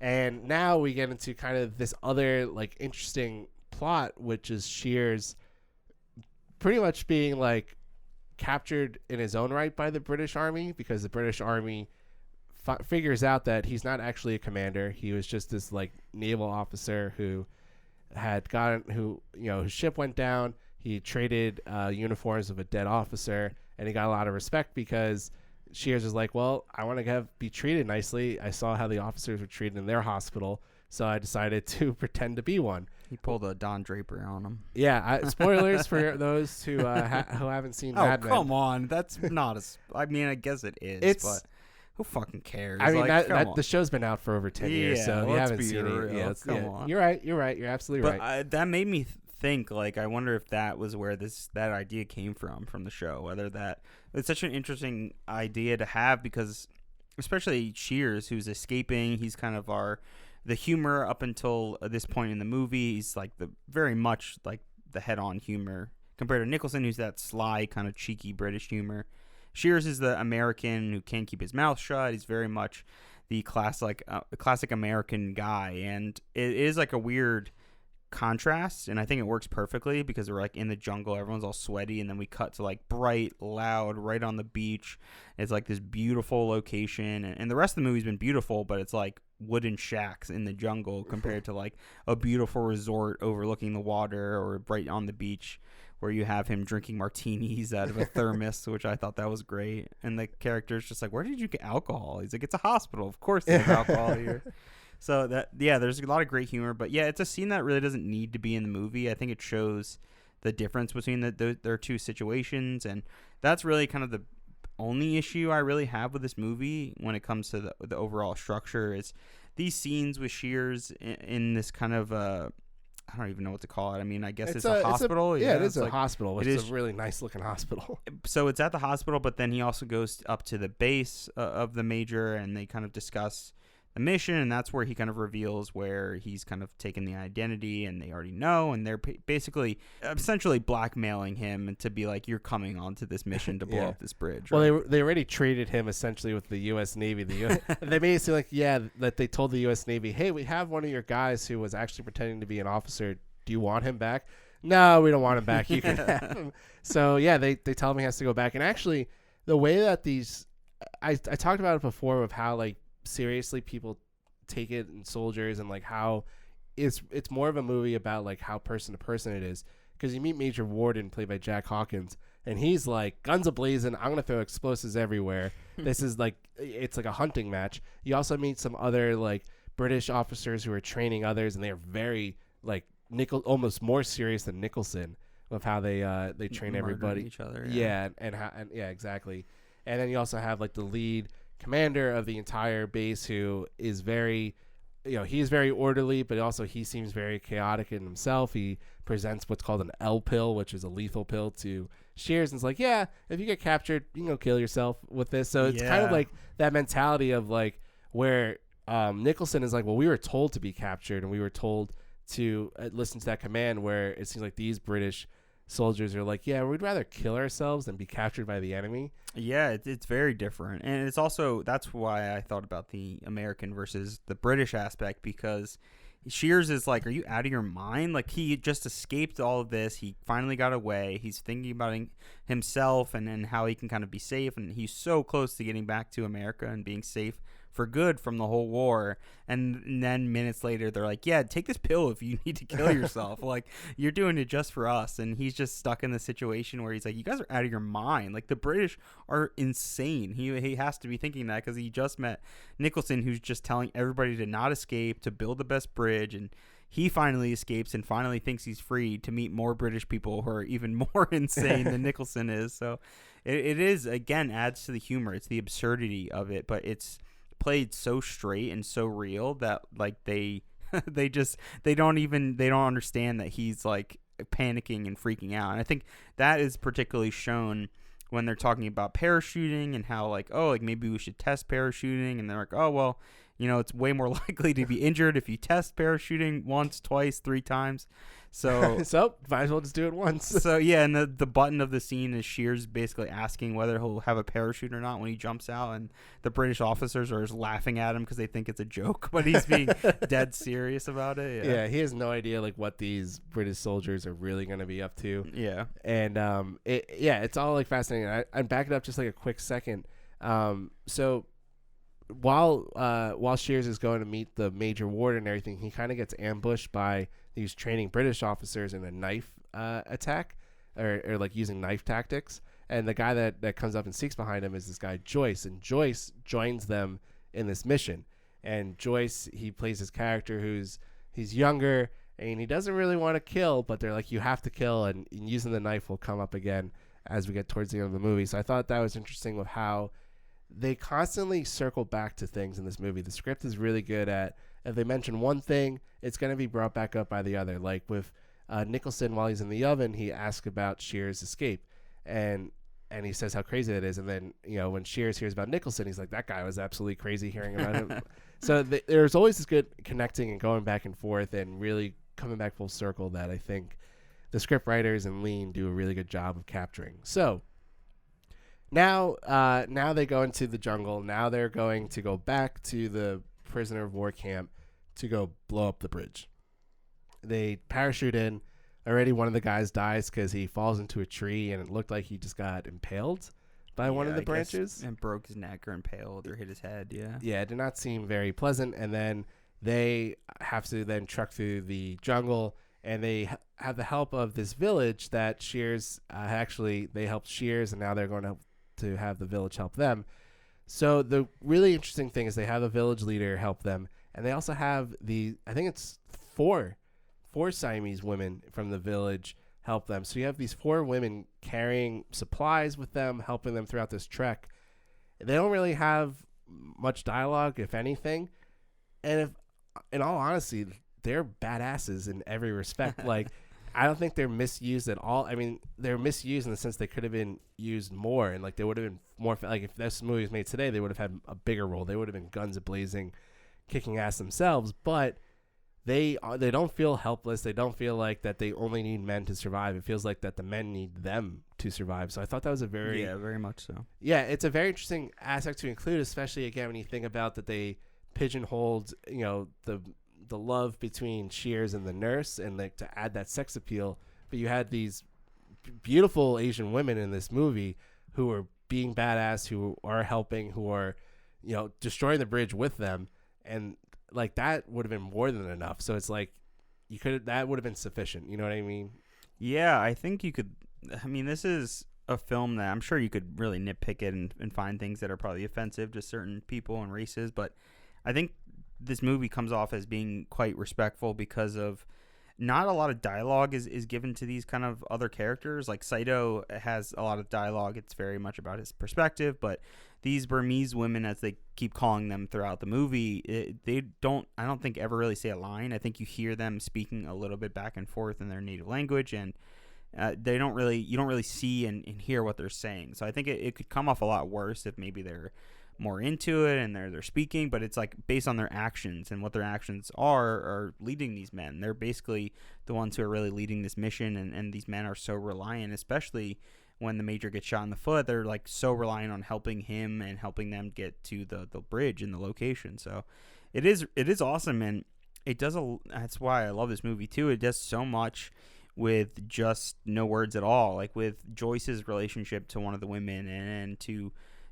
Shear's relationship to one of the women. Like, they have like a bond. You can see that without even speaking. Like, you can see that Joyce has kind of like a spark. Like, maybe it's a romantic thing. Like, maybe they're looking at each other because and that's the kiss of death for him. And that is the kiss of death for him, right? But they honor these characters, and by kind of giving them a lot to do, and they're in powerful positions, but they don't kind of like go overboard like the way we just spoke about in Around the World in 80 Days, which is the most offensive thing possible. So yeah, well, this movie does a great job of like honoring these people, and I think their legacy, and while also kind of adding to the story and making it all about the story we have. Yeah, I 100% agree with that. And what I said before with the kiss of death with Joyce does the typical, all right, let me go talk to one of the Siamese women, and goes, oh, how did a lovely thing like you end up out here? And you're just like, well, that's it's such a movie trope, you're gonna die. So I don't know. I don't think this movie is the one that invented that trope, but it was pretty like, oh, come on, Joyce, why'd you have to say that? Yeah, you jinxed yourself, Joyce. He did. And so what happens is they're going through the desert. John mentioned before the warden does get shot. They are somewhat ambushed by Japanese soldiers. They fight back, but then one gets lost in the jungle, and Warden and Joyce run after him, and Joyce doesn't stab the guy when he had the opportunity to, and Warden does, and Warden gets shot in the foot. So now Warden's injured, who's, the big like demolition person of this mission. And again, what John was saying, like, they carry him on the litter. The women do. They pick up his slack, and it becomes a little contentious because Warden is clearly dragging them behind. Shears wants nothing to do with this entire mission. He wants to get the fuck out of there. He does not want to be there, but he's kind of there against his will. And then they sort of stumble, and Warden goes, you'll go on without me. That's an order. You're in command now, Shears. Shears goes, you make me sick with your heroics. There's a stench of death about you. You carry it in your pack like the plague. Explosive and L pills. They go well together, don't they? And with you, it's just one thing or the other. Destroy a bridge or destroy yourself. This is just a game, this war. You and that Colonel Nicholson, you're two of a kind. Crazy with courage. For what? How to die like a gentleman? How to die by the rules when the only important thing is how to live like a human being? I'm not going to leave you here to die, Warden, because I don't care about your bridge. I don't care about your rules. If we go on together. So he's basically saying, fuck you. You're exactly like Nicholson. You're just as mad. If you're going to send me into this suicide mission, you're coming with me and you're dying along side by side. Which makes perfect sense, because I love there's a moment where they kind of land initially, and their meetup with the women, and Shears realizes that like he does not need to be here for this mission at all. Like, there's people that are on the ground, they know the location better than he does. They're taking a different route than he did to escape in the first place. He realizes he's here just as an extra man in case one of them dies, and one of them did die, so it's even more on his shoulder of what he has to do for a country that's he's not even representing. So you completely understand from his point of view, or you're like, why, what am I doing? But at the same time, his character has been very selfish in the way that he, has really only been thinking about himself. When he escaped, it was all just about himself. He killed a man to escape, but it wasn't really to help save another soldier escaping. It was just to make sure that he would make it out of there alive. So it shows, and that's what's so conflicting about this movie, is that you have a character who does things that you may not agree with, who's then put in a situation where you're like, wow, I completely understand how frustrating that might be, how like annoying that may be. And I think this moment of them traveling with his foot injured, and we get a lot of amazing cinematography throughout that scene, and the montage of them traveling, these beautiful wide shots of the jungle, and the shot of the bats flying in the sky. Oh, yeah. That was beautiful. Yeah, there's so many shots of this movie, just nature, where it was like, did they plan on taking this? Did this just happen naturally? And it made me think a lot about like how hard this movie probably was to make, just being kind of on location, being in these jungles filled with Mother Nature, trying to like take camera equipment, like Are they bringing lights into the jungle? Like how all of this is kind of working and operating. And I even saw some behind the scenes is that there was an assistant director named John Carrison who was actually killed in a car crash when they were driving to a location. It was him and a couple other men, like a makeup man who was working for the film was also badly injured. But he was actually the assistant director, or I believe the second assistant director for this movie, and he was killed on the location trying to drive to like a specific location. So it really just shows how extremely dangerous it is sometimes to film movies, especially films that are very much outdoors and in nature. And I feel like I just had to talk about John Carrison just for a moment because he is one of those IMDb profiles that has like 4 different films, and he was assistant director. And for people that don't know, like assistant directors is usually the step that you kind of are in before you become a full-time director and are making your own films. And we have seen a lot of assistant directors kind of become legendary directors, you know, and it's just a shame because John Carrison could have been one of those people as well. So shout out to John Carrison and just the gorgeous cinematography and how insane this movie was probably to make as well. Oh, yeah. And I feel like we're not talking about the cinematography enough as well. And, yeah, you brought up that they get so many great nature shots. Me and you have talked about the night scenes. I definitely, you brought up it's definitely some sort of filter. They filmed it during the day, maybe a little later in the day. But amazing, like, day for night. Like, it is. Yeah. I don't think most people would realize by just watching it. No. It's awesome. No, not at all. And it's definitely, like, a really well done, I was about to say performance, but well done job by the cinematographer and everyone behind the scenes putting it together. What I found so fascinating about the cinematography is how they're able to still get so much light and dark and in between, you know, where we have scenes of people like in these huts and it's like so dark and dimly lit while outside is like beaming of this like hot sunlight. Like it just feels hot in every single frame of this movie. This is like insanely bright sunlight, and it's sometimes so bright that like some parts of the frame are even like overexposed, but it feels very intentional to just kind of bring that heat and that intensity to the film and the way it looks. Yeah, and speaking of cinematography, I want to get to this really good scene that happens on the bridge. So now we're sort of back with Nicholson, we're back with Saito.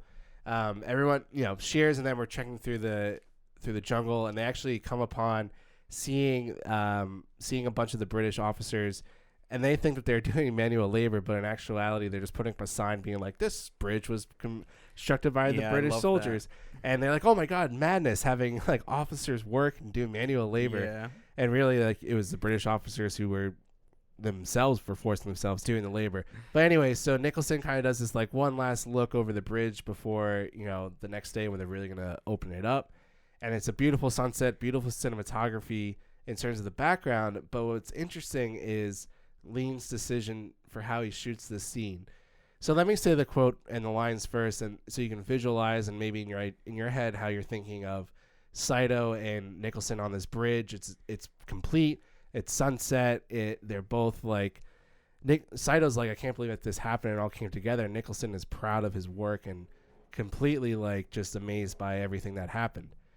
So Saito says, beautiful. Nicholson replies, yes, beautiful. First-rate job. I had no idea it would turn out so well. Saito, yes, a beautiful creation. And Nicholson says, I've been thinking.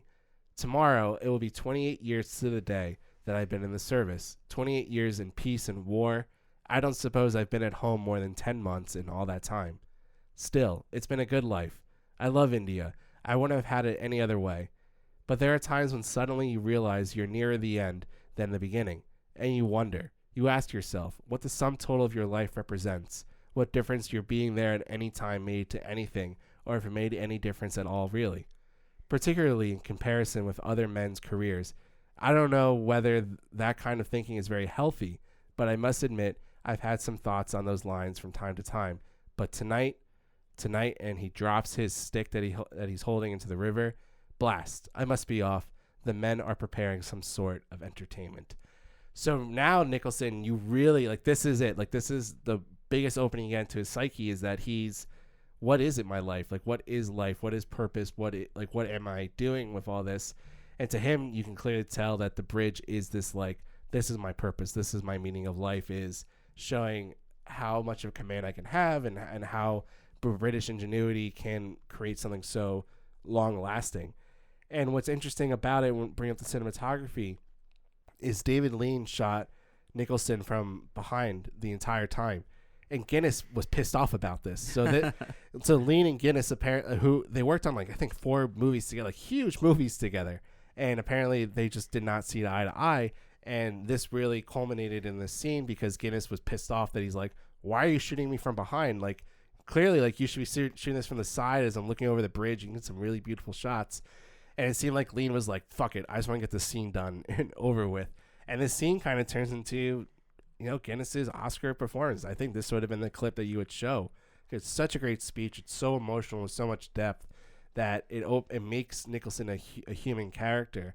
And so to be shot from the back is like, you can say the intent is like, oh, well, you don't know who the real Nicholson is, but it's also kind of puzzling because you want to see Guinness's face. You want to see his emotions and his reactions to his words. Yeah, I don't know if this is intentional, whether we can credit Lean, or whether we can kind of go in and credit the editor in particular to kind of making this decision. Like maybe they shot other angles and they just weren't included in the final edit and cut.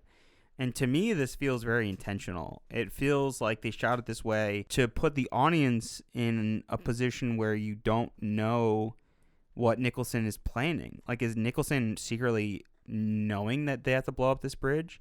He drops his cane, or the kind of stick cane that he's kind of been walking around with.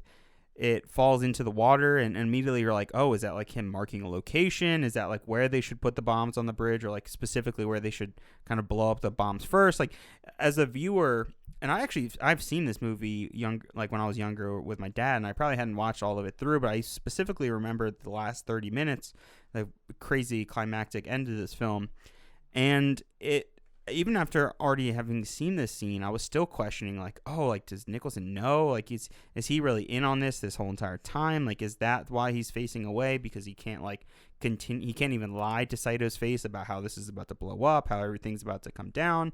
Or is it actually him just considering his legacy, which this film is very much about legacy. I think it's about, Nicholson's legacy and him being so hell-bent on building this bridge because it defines his legacy.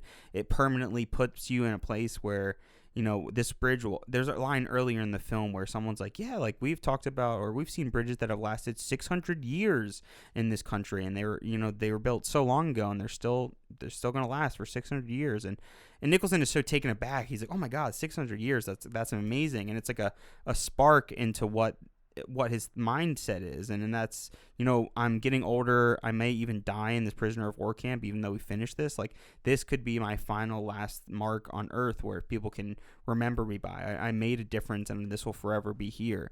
And then we have that with Saito as well, who's, he's concerned about his legacy, and his legacy might end if he doesn't build this bridge. Like, he literally might have to die because this bridge is not going to be complete. So this bridge is so important for his legacy and continuing it. And then we have Shears, who really doesn't, his legacy is dependent on whether he's alive or not. He's so black or white that it's like, I'm alive, great, that's awesome. Don't care about my legacy. Like, as long as I'm living, that's what matters. And he's the complete opposite of Nicholson in that way, who he's so concerned about the past and so concerned about, what his life means. And Shears, like, I'm so lucky to even be alive. The fact that I'm back here at this bridge is madness, really. Yeah, absolutely. And as you said, this leads into the last half hour of this movie, which is pure adrenaline, pure tension, and what really sets this movie apart from so many others. I think, to me, like, this last half hour is a masterclass by David Lean of how to build tension, of how to, you have no idea how this movie is going to end based on how everything plays out. So to set it up, first, it starts with Shears and Joyce, and I think Kari, who's the Siamese village leader, who comes with them, and they go into the water. They cover themselves in mud, and they, swim like really quietly down the river to start putting the explosives on the bridge. There are Japanese soldiers pacing back and forth on the bridge, so they're trying not to get caught with that. So that there's all that tension there. That's also cut back and forth with the soldiers back at the camp, and they're putting on this like fun show, like having a good time to celebrate they finished the bridge. A little homoerotic, some of them dressing up as women and singing and love songs to each other. Nicholson's having the time of his life, laughing about this. Saito is in his hut, and he's looks like he's writing a letter, and he has a knife, and you're like, is Saito about to kill himself with his like suicide letter? But what happens is you see him cut a little bit of his hair off. So maybe that's him writing a letter to a loved one, which is the first time that kind of is opened up, that you realize that maybe Saito has some family or a wife. So all this is cut back and forth. Nicholson gives a speech at the end of the show being like, I know you all must feel disappointed, but you should be proud of all the work that you've done, and which is so ass backwards for how it should be. He really does see this as a point of pride, and it's absolutely fascinating. So this tension builds. They get the bombs, they set it in place. Shears and Joyce have their parting and goodbye because they are not going to see each other until maybe after the mission is complete. Joyce is by the detonator. Shears is off in the distance, waiting just to shoot if need be. The morning comes, and the big twist that is revealed is the water level went down in the river. And because of that, you see some of the wires on the bottom of the bridge. You actually see a wire on a stick. And at first I thought, oh, is that the stick that Nicholson dropped? Did that get taken by the current and pick up the wire? But then upon looking at more, it was a much bigger piece of wood that the wire got caught on. So now everybody, in terms of who placed the explosive, Shears, Joyce, and Major Warden, all realize like, oh shit, we might be exposed. We might not have this. Nicholson and the rest of the British battalion are crossing the bridge. It's a form of pride. Nicholson, he's staying back. He said Saito let him stay back to see the train come across, which again, cuckoo for wanting, for helping the enemy. Like, I do think that he's a little nutty for doing this. And as he's doing like one final inspection, he takes like a piece of what looks like a leaf off the train track because he wants everything to be proper, Nicholson. And what he sees are the wires. So now he starts to freak out because he's like, what the fuck is going on? Like, is someone sabotaging this? And he brings Saito down. They follow the wire down the river to where Joyce is hiding. And this is where the madness really does start to ensue. You see Warden and Shears essentially just yelling out, kill him now, kill both of them. So Joyce has the courage, and he kills Saito from behind. So he stabs Saito without him realizing it. Nicholson's like, oh my God, like, people are here to destroy the bridge. And he goes after Joyce, and Joyce is like, but we're British. We're British soldiers. We came here to blow up the bridge. And Nicholson is like, not having this. So he gets in a wrestling match. The Japanese soldiers see all this ensuing because I think Nicholson starts to yell out like, help, like, yeah, something's going on. And then Joyce gets killed. I think it's by a Japanese bullet, but I have read people try to point out that Major Warden fired that shot. Oh, but I watched it last time I watched it. It looked like a Japanese soldier. It doesn't come off that way. Yeah. So Joyce dies from a gunshot wound. You have Shears now running into the fray because he realizes Joyce can't do it, and he goes to attack Nicholson, but Warden starts shooting off mortars. And it looks like that Shears got shot by a Japanese soldier in the mix of the mortars. He dies right at the feet of Nicholson. And they both look at each other and they go, you. That's such a good line. Yeah, like, you, like, oh my God. Like, it comes full circle. So for one, Nicholson thought Shears was dead. So now he's seeing Shears is alive, and Shears is coming back to destroy everything. So you have all that. And then you have Shears, who's like, I don't want to be here. I don't have anything to do with this, but I'm going to die a hero's death, which kind of, makes him really seem like he's a really good soldier, a really good, effective leader. And then Nicholson is like appalled because he's like, oh crap, another mortar goes off. He clearly gets hit by the shrapnel, but he gets up and he kind of stumbles. And then this becomes a very questionable thing.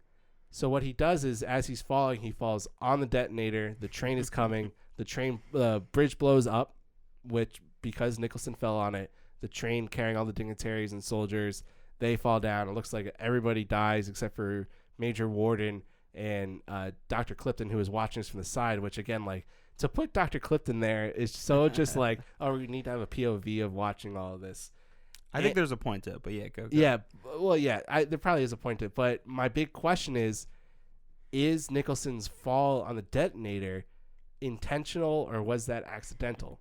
No, I think it's totally accidental. You think and that's what makes it humorous. I mean, it's like this goofy thing that happens, and to me, it's like I laugh at it every time because it's just absurd. Him rolling his eyes and falling. It's such a comedic fall. Yeah. What have I done? Yeah. It's such a comedic line and like reaction to it, and it just hits perfectly. The way he lands on it perfectly, like in half, crushes it, immediately blows up, perfect timing. It's such a release of tension too. Yeah, that you described it in like 2 minutes, but really that entire thing was like 25-minute tense scene going back and forth between all these characters. Yeah, again, like I know I rambled for a bit there, but just to give like the full picture of like there's so much going on, which again, like Lean does such a great job of balancing all of that. Like that is truly like impressive to balance essentially 4 different points of views and plot points and making it all work and interconnecting it super well. And so that's essentially how the movie ends. The movie. Do you think that was intentional though? That he fell? Oh, that he fell.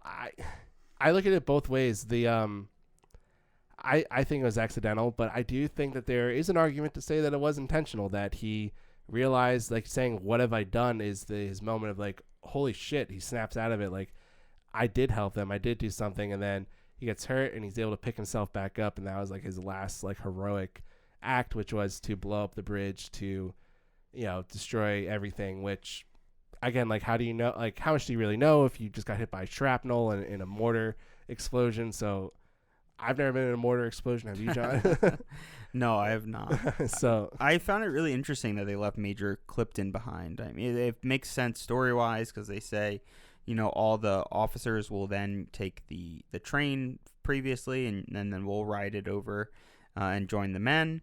And he's left there to watch it, but Major Clipton is not too big of a role in this movie. He has some pretty significant scenes, but there's a scene earlier in the film where he's basically questioning Nicholson and questioning whether they should be doing so much for the bridge, doing so much for the Japanese and for Saito, and whether he's going too far or not. And I think he's that character to kind of put that doubt in Nicholson's head, and he's that character to kind of, as the audience as well, to kind of like question Nicholson, whether he is doing the right thing or if he's going too far, or if he's really being a good soldier or not. And I think the movie's obviously definitely about war and the different perspectives like you kind of spoke about and how different people see it. And I think this is a huge component of it. I mean, we end the film with him seeing everything, saying madness, madness. And it's such a great line reading. Like, it's so intense the way he says it.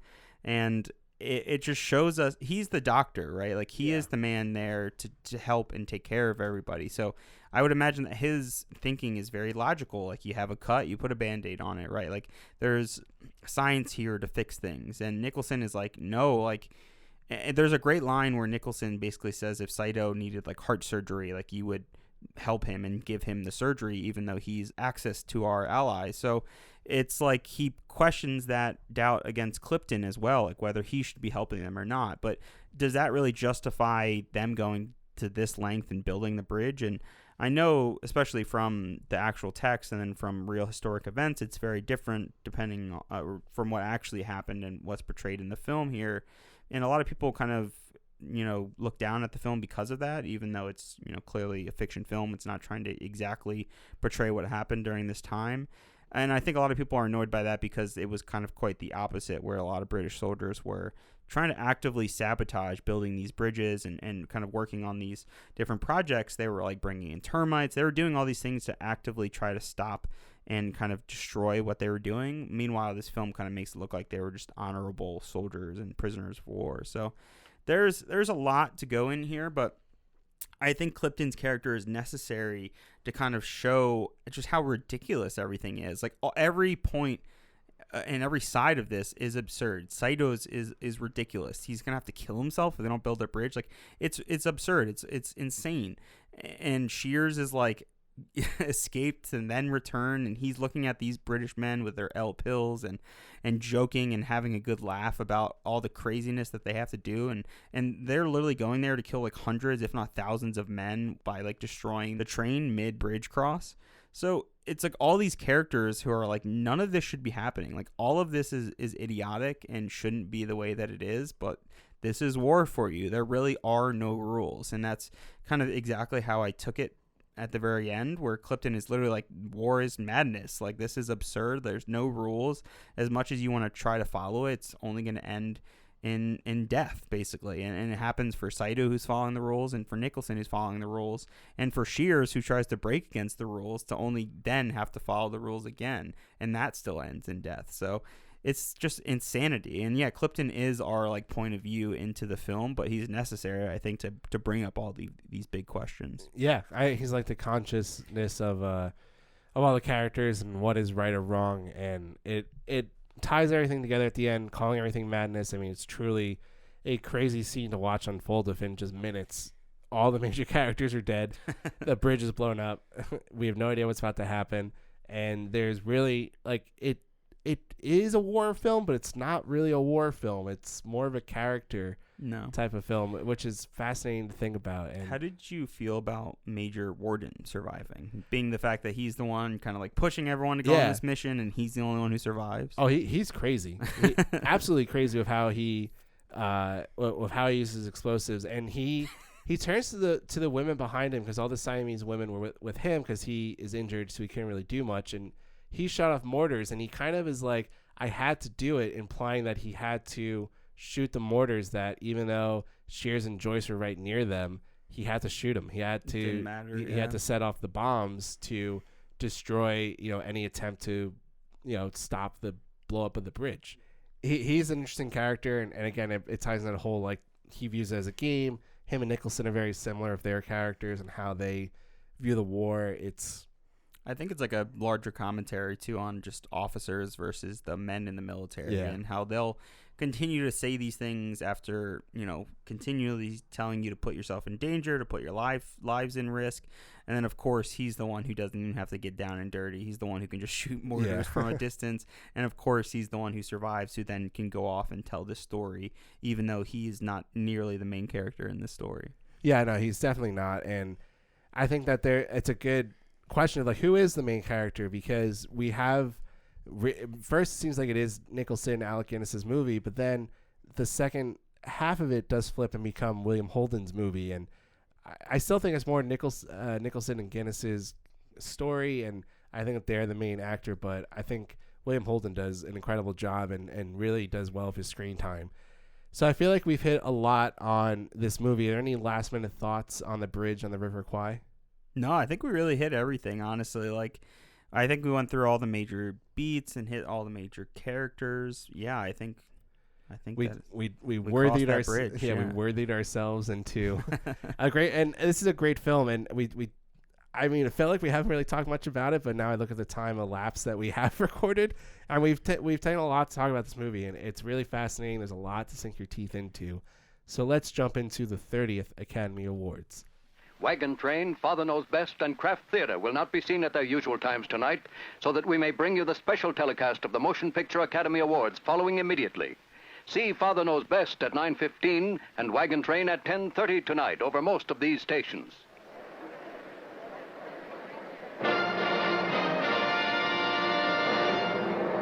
From the RKO Pantages Theater in Hollywood, the 30th Annual Achievement Awards of the Academy of Motion Picture Arts and Sciences. Ladies and gentlemen, the President of the Academy of Motion Picture Arts and Sciences, Mr. George Seaton.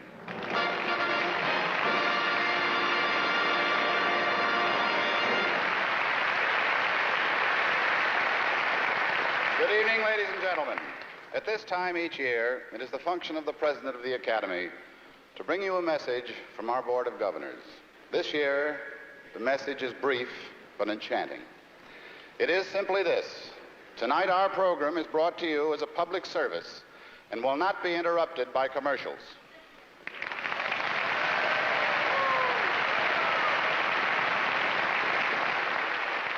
The sponsors of the show, waiting behind this curtain, are all segments of the motion picture industry. The creators, the producers, the studios, artist representatives, distributors, and your neighbors who own and operate the motion picture theaters of America. Because people who make movies also make news, the journalists of the world press are here in force this evening. Due to the unprecedented coverage of this very special event, we have an innovation this year. We have erected this pavilion adjacent to the stage door to accommodate the reporters, photographers, and newsreel men who are here to record these activities. After the winners and the stars who present the awards leave the stage, they will be interviewed and photographed in this area. Mr. Bill Miller of Price Waterhouse and Company, a regular on this program, is with us again. However, because our show contains elements of entertainment we have not attempted in previous years, Mr. Miller will save time by supplying each presenter with a sealed envelope immediately before his entrance. Mr. Miller, do you certify that all the sealed envelopes are in this sealed box and that nobody, bonded or otherwise, has messed around with it? I certainly do. Well, then let's get started. The 30th Academy Awards were held on March 28, 1958 at the RKO Pantages Theater in Hollywood, Los Angeles. For the first time since the ceremony was televised, the entire event was actually held in the RKO Pantages Theater in Los Angeles, and the responsibilities this year were shared by Bob Hope, David Niven, James Stewart, Jack Lemmon, and Rosalind Russell. Even Donald Duck also made an appearance when he presented a 7-minute history of the movies. For the first 5 years of its television existence, the Oscars had always been sponsored by consumer good products. But the 30th year marked the first of 3 years where the broadcast was fully sponsored by the industry, allowing all the commercials to promote upcoming films. There was also a big change in the voting rules. Since 1946, the nominations had been made by 12,000 industry members from the Academy, guilds, and unions, while the final vote was made by the Academy members. Now, the whole process is entirely in the hands of Academy voters. So, Ben, now for the first time, we're getting a complete removal of commercials, and we also have a complete show, no single host anymore. And we recently ran into some of these kind of issues and going back and forth, whether we need a host, whether we need multiple hosts. So a two-part question here. Do the Oscars need one host? Is that the best way to kind of show off these films and have these awards? And how do you feel about an Oscars show that is complete commercial-less and just simply promotes the industry itself? I think that the dual hosts or single host thing, I think it just matters on who that person is that is hosting. So I think that if a person who's able to do it, themselves do it still, handle the entire thing, it's great for me. And then the same way goes for 2 people doing it, 3 people doing it. As long as it makes sense and it's cohesive and it just works for the night, then I don't care. Because to me, the host shouldn't make or break the evening. The host is just there to guide us along. So that never really mattered to me who the host was. It's just, can they do it well? Yeah, I feel like that's a completely fair thing to say. I mean, multiple hosts as like a fun variety. I think you get to see other people's kind of opportunity to be in front of the stage, to kind of like push things, tell their jokes, have a fun night. I think there's an aspect where you get to see the full kind of picture of the motion industry, and that's a cool aspect to it.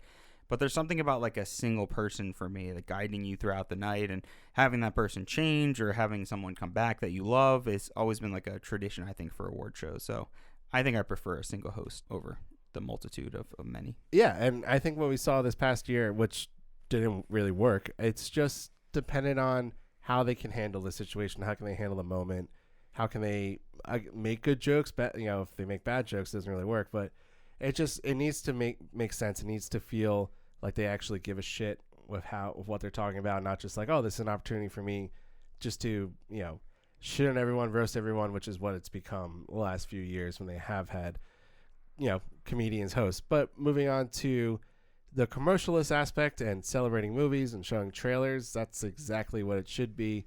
I don't think there's really much else to say than that. Like this evening should be a celebratory event for the film industry. There should be tons of trailers being shown. There should be the con of cons for movie lovers. Like this is where all the big trailers drop, but they don't treat it like that. Yeah, unfortunately. So it just is what it is. Yeah, I've been a huge fan of gaming conferences like EA, like E3, and obviously Comic-Con, which has also been a big ground for films and for movie news.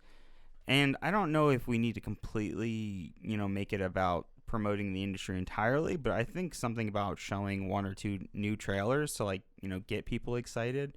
And I always think about Marvel, which is such a big component of the film industry, and it's what gets most people to go out and go to movie theaters.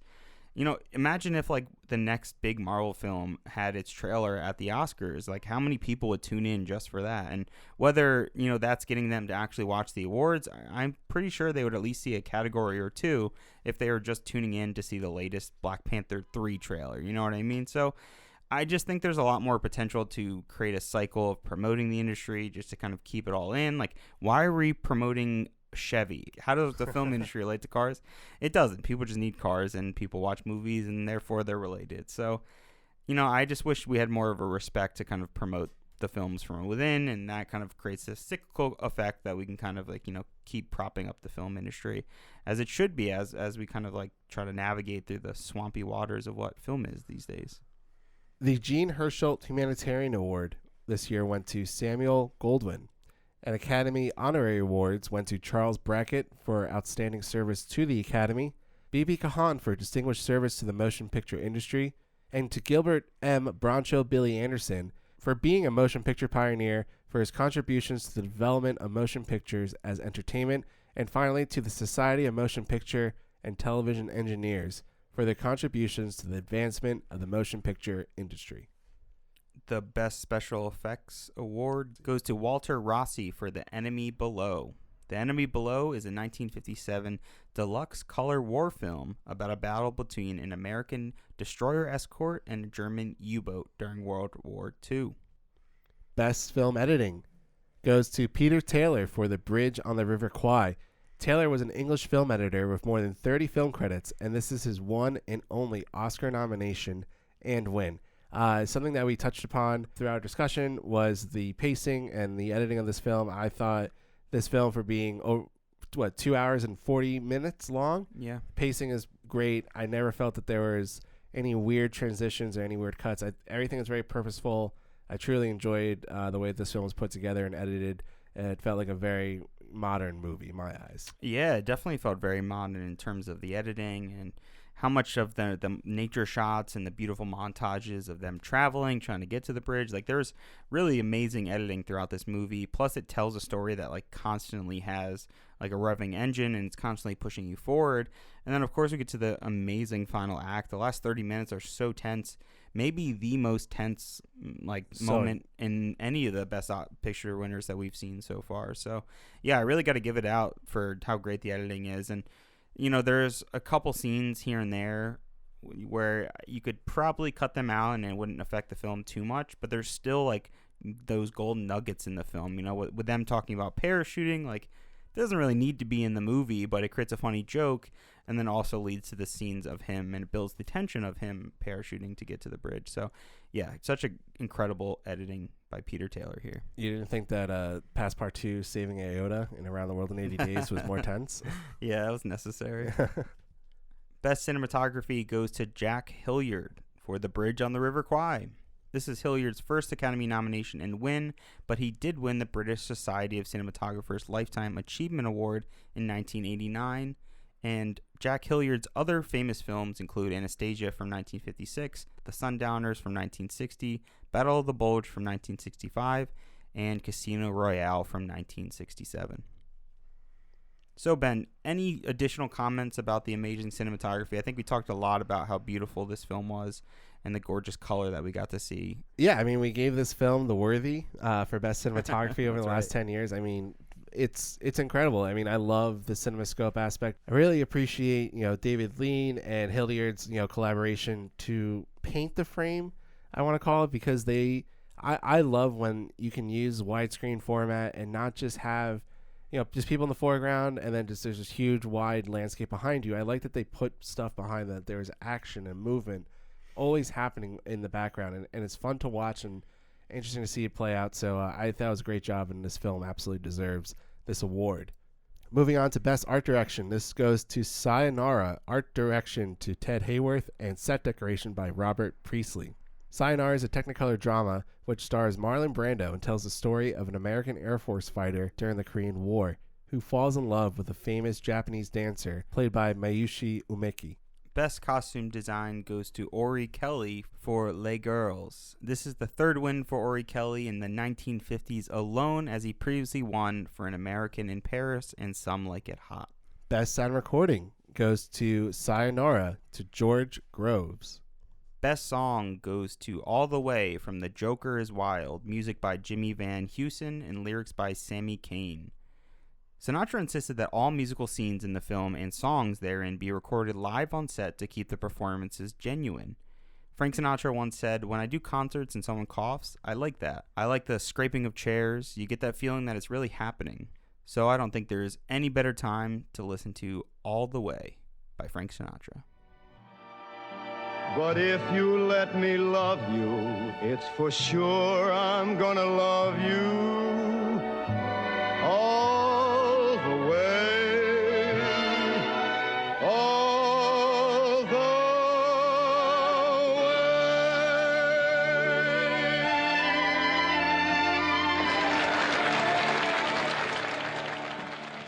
Best scoring goes to The Bridge on the River Kwai to Malcolm Arnold. British composer Malcolm Arnold recalled that he had 10 days to write around 45 minutes worth of music, much less time than he was used to. He described the music for The Bridge on the River Kwai as the worst job I ever had in my life from the point of view of time. Despite this, he won the Oscar and a Grammy. And other notable films that he worked on includes The Sound Barrier, The Roots of Heaven, The Key, Whistle Down the Wind. For someone who says that they had no time to work with and, only 45 minutes worth of music, it was pretty effective. Yeah, I think it got the job done. It's not like my favorite part of the movie. I think it can be kind of heavy-handed a little bit with the score, but it's really not too present, which is an interesting aspect to the film, that it kind of relies on a lot of diegetic and like in-world noises. But when the sound and the score kind of does kick in, I think it gives a nice oomph, whether I think it's a little bit too much or not. No matter what, I think it adds a good kick to whatever kind of like climactic sequence we're working up to. Yeah, and we kind of talked and started the whole discussion on The Bridge on the River Kwai with the Colonel Bogey March, and I loved how, and I said that it added so much character to Colonel Nicholson, because in his head he's watching all these guys whistling, but then he's out hearing the symphonic like British marching band playing behind it. So to me that added a lot to it, which is a creative choice by again the director David Lean and also Malcolm Arnold. So I really thought that worked well and developed the characters as well. Best short subject cartoons goes to Birds Anonymous. Best live action short subject went to The Wetback Hound. Best documentary feature went to Albert Schweitzer. Best foreign language film went to Knights of Cabria, which was a film from Italy, and notably no nomination for The Seventh Seal, which also came out this year. Best screenplay based on material from another medium goes to The Bridge on the River Kwai. Michael Wilson, Carl Foreman, and Pierre Boulle, based on the novel by Pierre Boulle. The Variety review of the film noted that author Buell, who spoke no English, did an excellent job of screenwriting, particularly because it marked his debut in the medium. In reality, the screenplay was written by blacklisted writers Carl Foreman and Michael Wilson. They are posthumously awarded an Academy Award for Best Writing Screenplay based on material from another medium in 1985, and their screenwriting credit was restored by the WGA in 2000.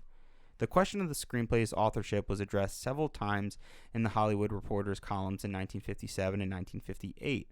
Although Foreman and Wilson received no screen credit, on January 17, 1957, a rambling reporter noted that Foreman wrote the screenplay and owned a big chunk of the production. The assertion was immediately denied by Spiegel in January 1957 by Hollywood Reporter. In a column from 1958, Holden called the reports about Foreman writing the screenplay hogwash. According to 1958's Rambling Reporter, when Buell was presented the British Film Academy's Award for Best Screenplay, he announced that he did not write the screenplay. Spiegel then clarified that the screenplay was written by several people, among them director David Lean, Buell, and Spiegel himself, who decided to credit only Buell on screen. So we have so much mix-up, changing, he said, she said. What we have is an amazing and I think a really, really well-written script here.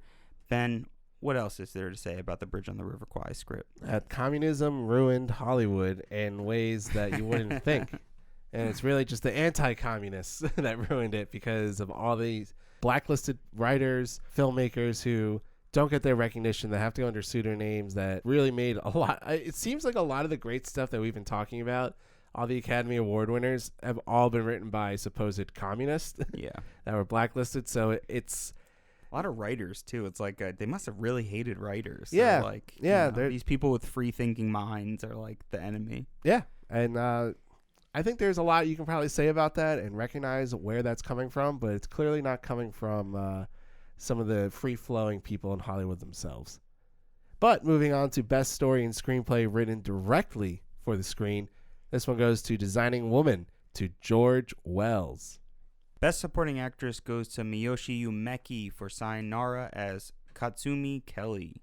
Umeki would win Best Supporting Actress in 1958 and was the first Asian performer to win an Academy Award for acting. This is Umeki's only Academy Award win and nomination. Best Supporting Actor goes to Red Buttons for Sayonara as Airman Joe Kelly. Red Buttons was an American actor and comedian when he also won the Golden Globe this year for Sayonara. He's best known for his catchphrase, "Never got a dinner," which was a standard at the Dean Martin Celebrity Roast for many years. Another of his catchphrases was, "I did not come here to be made sport of," which was later taken up by the radio talk show host Howie Carr. Best Actress goes to Joan Woodward for The Three Faces of Eve as Eve White, Eve Black, and Jane. This is Woodward's first Oscar nomination, and this is Woodward's first Oscar nomination and win. However, she would go on to be nominated 3 more times in her career. Woodward was one of the last major stars from the golden age of Hollywood, having made her career breakthrough in the 1950s. Woodward is also the earliest surviving Academy winner in a leading category. During the 30th Academy Awards, Joan Woodward wore a handmade dress to the show. When asked about the dress, Woodward claimed, "I'm almost as proud of the dress as I am of my Oscar. I spent $100, around $1,000 today, on the material, designed the dress, and worked on it for 2 weeks," Woodward said. So a huge shout out. I mean, this is a podcast not about fashion. We don't even dive too much in terms of costuming and costume design. However, I just thought this was a great moment to show about, well, everything's always about glitz and glamour. Where'd you get your dress? How expensive it is? Where did all your fancy jewelry come from? I think it says a lot for someone to actually design a dress, wear it, and do the whole thing and show up looking just as beautiful as anyone else there. And I think that's awesome. That's such a cool thing and something that we never really hear about today and something you would never see today. Oh, yeah, no, absolutely not. And one of the other things, too, is giving a big shout out. Joan Woodward is still alive. We did say she's the earliest surviving Oscar winner in a leading category. I know a couple of episodes back we talked about Ava Marie Saint being the oldest. Ava Marie Saint won in the supporting category. So Woodward leading, Ava Marie Saint just overall, but 2 dynamic women who are still alive and kicking today, which is just absolutely awesome. Moving on to Best Actor. This one goes to Alec Guinness for The Bridge on the River Kwai as Lieutenant Colonel Nicholson. This is Guinness's second nomination but first Academy Award win. He would also go on to be nominated 3 more times and even winning an honorary award in 1980 for advancing the art of screen acting through a host of memorable and distinguished performances. Guinness was not present at the award ceremony, so Gene Simmons accepted the award on his behalf and thanked the Academy. The Oscar was then taken and given to Alec Guinness, who was on the set for The Horse's Mouth, still in makeup, when the award arrived. So, obviously, one of those performances that he was nominated for was for Obi-Wan Kenobi in the original Star Wars movie, which that's an Academy-worthy winning performance. But this one that Guinness gives for The Bridge on the River Kwai it's nuanced, it's very subtle, but it's just a great performance, as Guinness would always provide. And for me, like, I love it that he won. I'm happy, but I'm like, is he the lead? Is he the supporting actor? It's one of those what is it in terms of the role and how the Oscars and Hollywood presents their nominees and who they want to get nominated in the film. So I find it fascinating that he was listed as the lead, because I think there is some argument that William Holden was kind of the lead of this film, but I'm not going to complain because Obi-Wan, Alec Guinness deserves the award. Yeah, it's interesting to think about who would be the lead. I mean, it is really between the 2 of them. I still think I would pick Alec Guinness as the lead because he's so integral. I mean, it is called The Bridge on the River Kwai, not blowing up the bridge on the River Kwai. and it's about, the actual construction. And he plays such an important role where even when he's off screen, you still feel his impact. You still see the men, at the camp who are like severely concerned about him, actively worrying about him. There's always a presence known about, Alec Guinness's character in this film. And while Holden's character, he comes on screen and he's a really important part. He's got to go back to the bridge, and it's all great scenes and great material there. But, when he's off screen, you kind of forget about him. And that's kind of the point of the film. You kind of like think he's dead for a little bit, just like how Alec Guinness's character thinks he's dead. So it's an interesting question, but I think I would still go with Guinness. And I mean, what an amazing, truly a subtle performance that is both hilarious at times, heartbreaking at other times, especially the scene on the bridge, and then just downright so impressive. So, and it's also, you keep calling him Obi-Wan, which is totally fair, especially with the show in our minds as well. Yeah. It's crazy to think that this is 20 years before that almost. I mean, 20 years before it's 20 it years comes exactly out. Before. Before it came out, yeah. So it's insane to think that like he's this good of an actor 20 years prior to him playing Obi-Wan. Incredible. Yeah, and I've read up about it. I mean, like he didn't seem to be like such a huge fan of the idea that, I'm remembered for Star Wars, but he was also said financially he is set for the rest of his life because of Star Wars. So I'm sure he was very gracious about it and was very happy to be part of something so big, even if that is not what he would want to be his crown jewel. But I think probably this is his crown jewel. I mean, getting an Oscar for his performance. I mean, who knows? If he was alive, we could ask him that question, like, what do you think was your best performance? Maybe he wouldn't say it was this, but he definitely put a lot of effort and thought into this. I could actually comment on that because I did, whether this is a classic IMDb fact that's just bullshit or not, but there was a great story that I found on IMDb that was about how he seemed like he was an actor who was very concerned about his look and being concerned about his performance, wanting to see dailies a lot. And there was a point in time during shooting, and I think, as we noted, him and Lean had some issues. They kind of were going back and forth. He was concerned about his performance, whether it was coming off too goofy or not right. He brought his young son, I think at the time, and his wife to watch some dailies. They finished it, didn't say a word. And then finally, before he left, he said to David Lean that he thinks it's his greatest performance he's ever done. Oh, okay. So it was like a complete twist where he seemed awesome really concerned and worried, and then they finally watched it. And David Lean was also really worried because they weren't saying anything or reacting until later on, where he was just like, yeah, no, I think this is my greatest work I've ever done. So it's awesome. So I'm happy to hear that. I did not see that story because, IMDb, questionable sometimes. Best director goes to David Lean for The Bridge on the River Kwai. David Lean was an English film director, screenwriter, and editor who is widely considered one of the most influential directors of all time. Lean directed the large-scale epics like Lawrence of Arabia from 1962, Dr. Zhivago from 1965, and Passage to India in 1984. Lean has been nominated by the Academy a total of 11 times and has won 2 Oscars. He also remains the only British director to win more than 1 Oscar for directing, as he would later win in 1963 for Lawrence of Arabia. Yeah, so just an absolute powerhouse of a director. I mean, to have done not just The Bridge on the River Kwai, not just Dr. Zhivago, but also Lawrence of Arabia, to include in there 3 just humongous films, is absolutely incredible. And upon just doing research and looking at videos, I found some videos from American Film Institute of Sidney Pollack and Steven Spielberg absolutely gushing over David Lean. And it doesn't seem like they were the only 2. It seems like a ton of the directors that we love, like Spielberg, Scorsese, George Lucas, all took influence from David Lean. And we're going to watch Lawrence of Arabia, and you're definitely going to see a ton of influence in other films that from directors we love in that movie. So absolutely influential, just crazy guy, crazy visionary. So absolutely deserves this award. And finally, moving on to the Best Motion Picture category. The nominees are Witness for the prosecution, Sayonara, Peyton Place, 12 Angry Men, and our winner of the 30th Academy Awards and Best Picture of 1957, The Bridge on the River Kwai, to Sam Spiegel, producer. The film also won a Golden Globe for Best Picture Drama, Best Motion Picture Actor in a Drama for Guinness, and Best Director at the Golden Globes that year. Among other honors garnered by the film was the DGA Award for Best Director, the National Board of Review for Best Actor for Alec Guinness, Best Director, Best Picture, and Best Supporting Actor for Sasui Hayakawa, and the New York Film Critics Award for Best Actor for Alec Guinness, Best Director, and Best Film. The Bridge on the River Kwai was ranked 36th on AFI's 2007 100 Years, 100 Movies 10th Anniversary Edition list of the greatest American films, but it also moved down from its original position at 13 on the AFI's 1997 list, so still in the top 50 though. As the same movies were nominated in the Best Picture and Best Director categories for the first time at the Academy Awards in 1957, The Bridge on the River Kwai is also the first movie to win both awards against the same competition in both categories.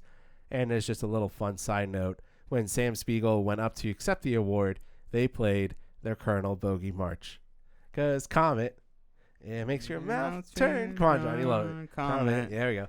It tastes like gasoline. Comet. It makes you vomit. So drink some Comet and vomit. Okay, John, take it away. Comet. It makes your mouth turn green. Comet. God, I love that. You're fucking grandpa, man. Dude was a wild man. I'll definitely say that. Anyway, so let's move on to some stats, figures for The Bridge on the River Kwai. So The Bridge on the River Kwai currently holds a 95% rating on Rotten Tomatoes with an average rating of 9.33 out of 10. The top critics percentage given an 80, but their average rating is a 9.8 out of 10. So a little strange right there. Can't always trust Rotten Tomatoes. The audience score is a 93 with a 4.34 out of 5. IMDb gives it an 8.1. Metacritic gives it an 87. And it won 7 Oscars out of 8 total nominations. So only missing the one for Best Supporting Actor for Sasui Hayakawa, which probably should have won. Anyways, John, what do you rate The Bridge on the River Kwai? I gave The Bridge on the River Kwai my highest score yet at a 97. Wow. And to be honest, I think this probably is my favorite film that we've watched yet. Out of all 30 Best Picture winners, I would probably say this is my favorite. You know, if we go outside of the winners, then maybe it kind of be a tough battle with Rear Window out there. But I really love this movie. I don't think there's really much I would really change. Whether, you know, to give something 100 or not is like such a challenge for me. I mean, some people would deem 100 as like a perfect movie, which, you know, what does that word even mean? How do you even define that, especially for a film which has so many moving parts to it? For me, it's a 97 just because I think maybe there's 5 minutes you could cut out of this movie that, you know, could speed up the runtime a little bit. But everything about this movie is so compelling. I love all the characters. I love the story, the visuals, the sound effects, and the sound design in this movie is incredible. I'm just actually blown away by how beautiful this movie was and how just well constructed it was and how modern and just in awe of this film. But Ben, what did you give The Bridge on the River Kwai? I'm going with John here. I also gave it a 97, which I know I give high ratings. It's not my highest one. I've given 99 once, but this movie is pretty great. It has everything you could want out of it. It has, you know, has action, it has adventure, it has tension, it has, you know, just whimsical aspects of it. There's some humor. There's just really great back and forth. The dialogue is great. The cinematography is great. There's not really any romance or love interest in this, which I'm okay with not having. I don't think that necessarily needs to make it a great film, but I just need something dramatic and something that you can sink your teeth into, have fun, and feel like that you're watching something compelling unfold in front of you. And that's what this film does on all levels. So I'm really impressed. I love this film, every minute of it. Yeah, there's a minute or two, maybe it's not your favorite, but it doesn't do anything bad. It's not anything that's like, oh my God, that's so fundamentally wrong. It's just like, okay, like that scene was good, wasn't great, but I'm totally fine with that. And I think that's 100% acceptable. And yeah, so I love this film. To me, it's solid all around. So I'm going with John for 97. So what that means is, John, your average rating out of the 30 films that we've watched is a 72.9. So you're close to your 73, and I'm at a 76.5.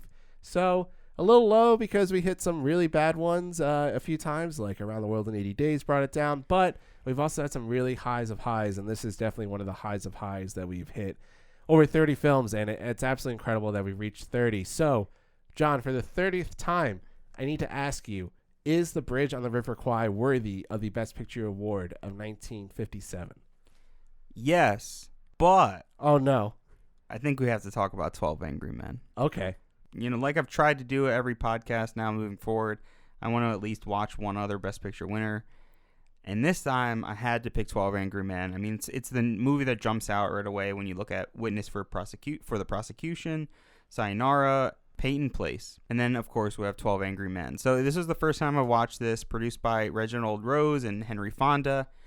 I've heard so much about this movie. In fact, I've seen a lot of scenes from this movie. I think I've seen literally the end and beginning scene. Somehow I hadn't seen the full movie, but I really enjoyed it. It's a movie that takes place almost entirely in one location with these 12 angry men, as the title suggests. Yeah. And I was so compelled. And to say you're compelled by a movie that takes place in one room is extremely difficult. And then to also say how much you learn about each individual character, how fascinated you are about this trial. You pick apart these people and kind of figure out who's right, who's wrong, who has ill intentions from the beginning. It's a really fascinating movie. And now to look at 12 Angry Men and then kind of put it side by side to The Bridge on the River Kwai, I think I would, no matter what, always want to go back and watch The Bridge on the River Kwai over 12 Angry Men. And, that's not to say it's a better film or not. I just found 12 Angry Men to be a little heavy-handed now, especially looking back on it. It's clear that we're talking about racism with just 12 white men, which is, that's a hot topic that I don't really think is for us to kind of decide whether that's right or wrong, but it's an interesting thing, and I think it was very progressive for the time. And the movie is great. I would never say anything bad about 12 Angry Men. I just think for me personally, I love a good war film. I prefer films in color just because I love the amazing color, especially when we're seeing it in this crazy different formats like CinemaScope, like we've recently seen, and Technicolor. And I love a good war film, and I love the comedy that we get with The Bridge on the River Kwai mixed with the drama and the very seriousness of it, while 12 Angry Men is very much a straightforward drama. So, Ben, you have any extra thoughts about 12 Angry Men? Does it come close to The Bridge on the River Kwai for you? Yeah, I think it does, and it is a phenomenal movie. I mean, you're absolutely right. To craft a story that takes place in one room, you learn, and there's so much character development. It's like a play playing out on screen. It's a great film, and I absolutely love it. I still don't think that would be my pick for Best Picture. I love the big scope of The Bridge on the River Kwai. And there's nothing wrong with 12 Angry Men, but I don't know. Just to me, having the CinemaScope, having the color, just everything that David Lean put into The Bridge on the River Kwai makes it a better picture. Whereas the story in 12 Angry Men is phenomenal and fascinating, and I think it is better, and I love that script. I just feel like Bridge on the River Kwai feels like the big movie, and it feels like that where we are in film history from the 50s, early 60s, that scope and bigness and grandness is what drives the industry. Blockbuster movies are really taking over at this time in the film industry, and so that's why to me I think it's okay, and I'm happy that Bridge on the River Kwai won, but also love 12 Angry Men. Another thing too that I think makes The Bridge on the River Kwai actually longer lasting than 12 Angry Men is where I work in production, so there is some downtime and people watch TV, and people at the time, literally as we were about to record this episode day of, someone was watching The Bridge on the River Kwai on TV, which absolutely just blew my mind that people wanted to watch that just casually, because I don't think you can casually watch 12 Angry Men, but you can jump into the adventure. Like where they were when I saw them watch the movie, they were at the point where Shears is being told, yeah, you're going back into the jungle. We need you to go. And to me, that was like, wow, that it just feels like just a classic thing just to jump into the adventure. Like we're going back to the jungle. It just felt so right for a movie, right for a story. So I feel like The Bridge on the River Kwai is like much longer lasting than 12 Angry Men for a lot of reasons. So to me, it's worthy. I guess I didn't really say that clearly. Bridge on the River Kwai, absolutely worthy of the Best Picture award. So John, any last minute thoughts on The Bridge on the River Kwai, the 30th Academy Awards, our 30th episode? Madness. Absolute madness. So thank you to listening to Worthy. I'm Ben. And I'm John. And this is Worthy. And comment. It makes your mouth turn green. Comment. It tastes like gasoline. Comment. It makes you vomit. So drink some Comet and vomit.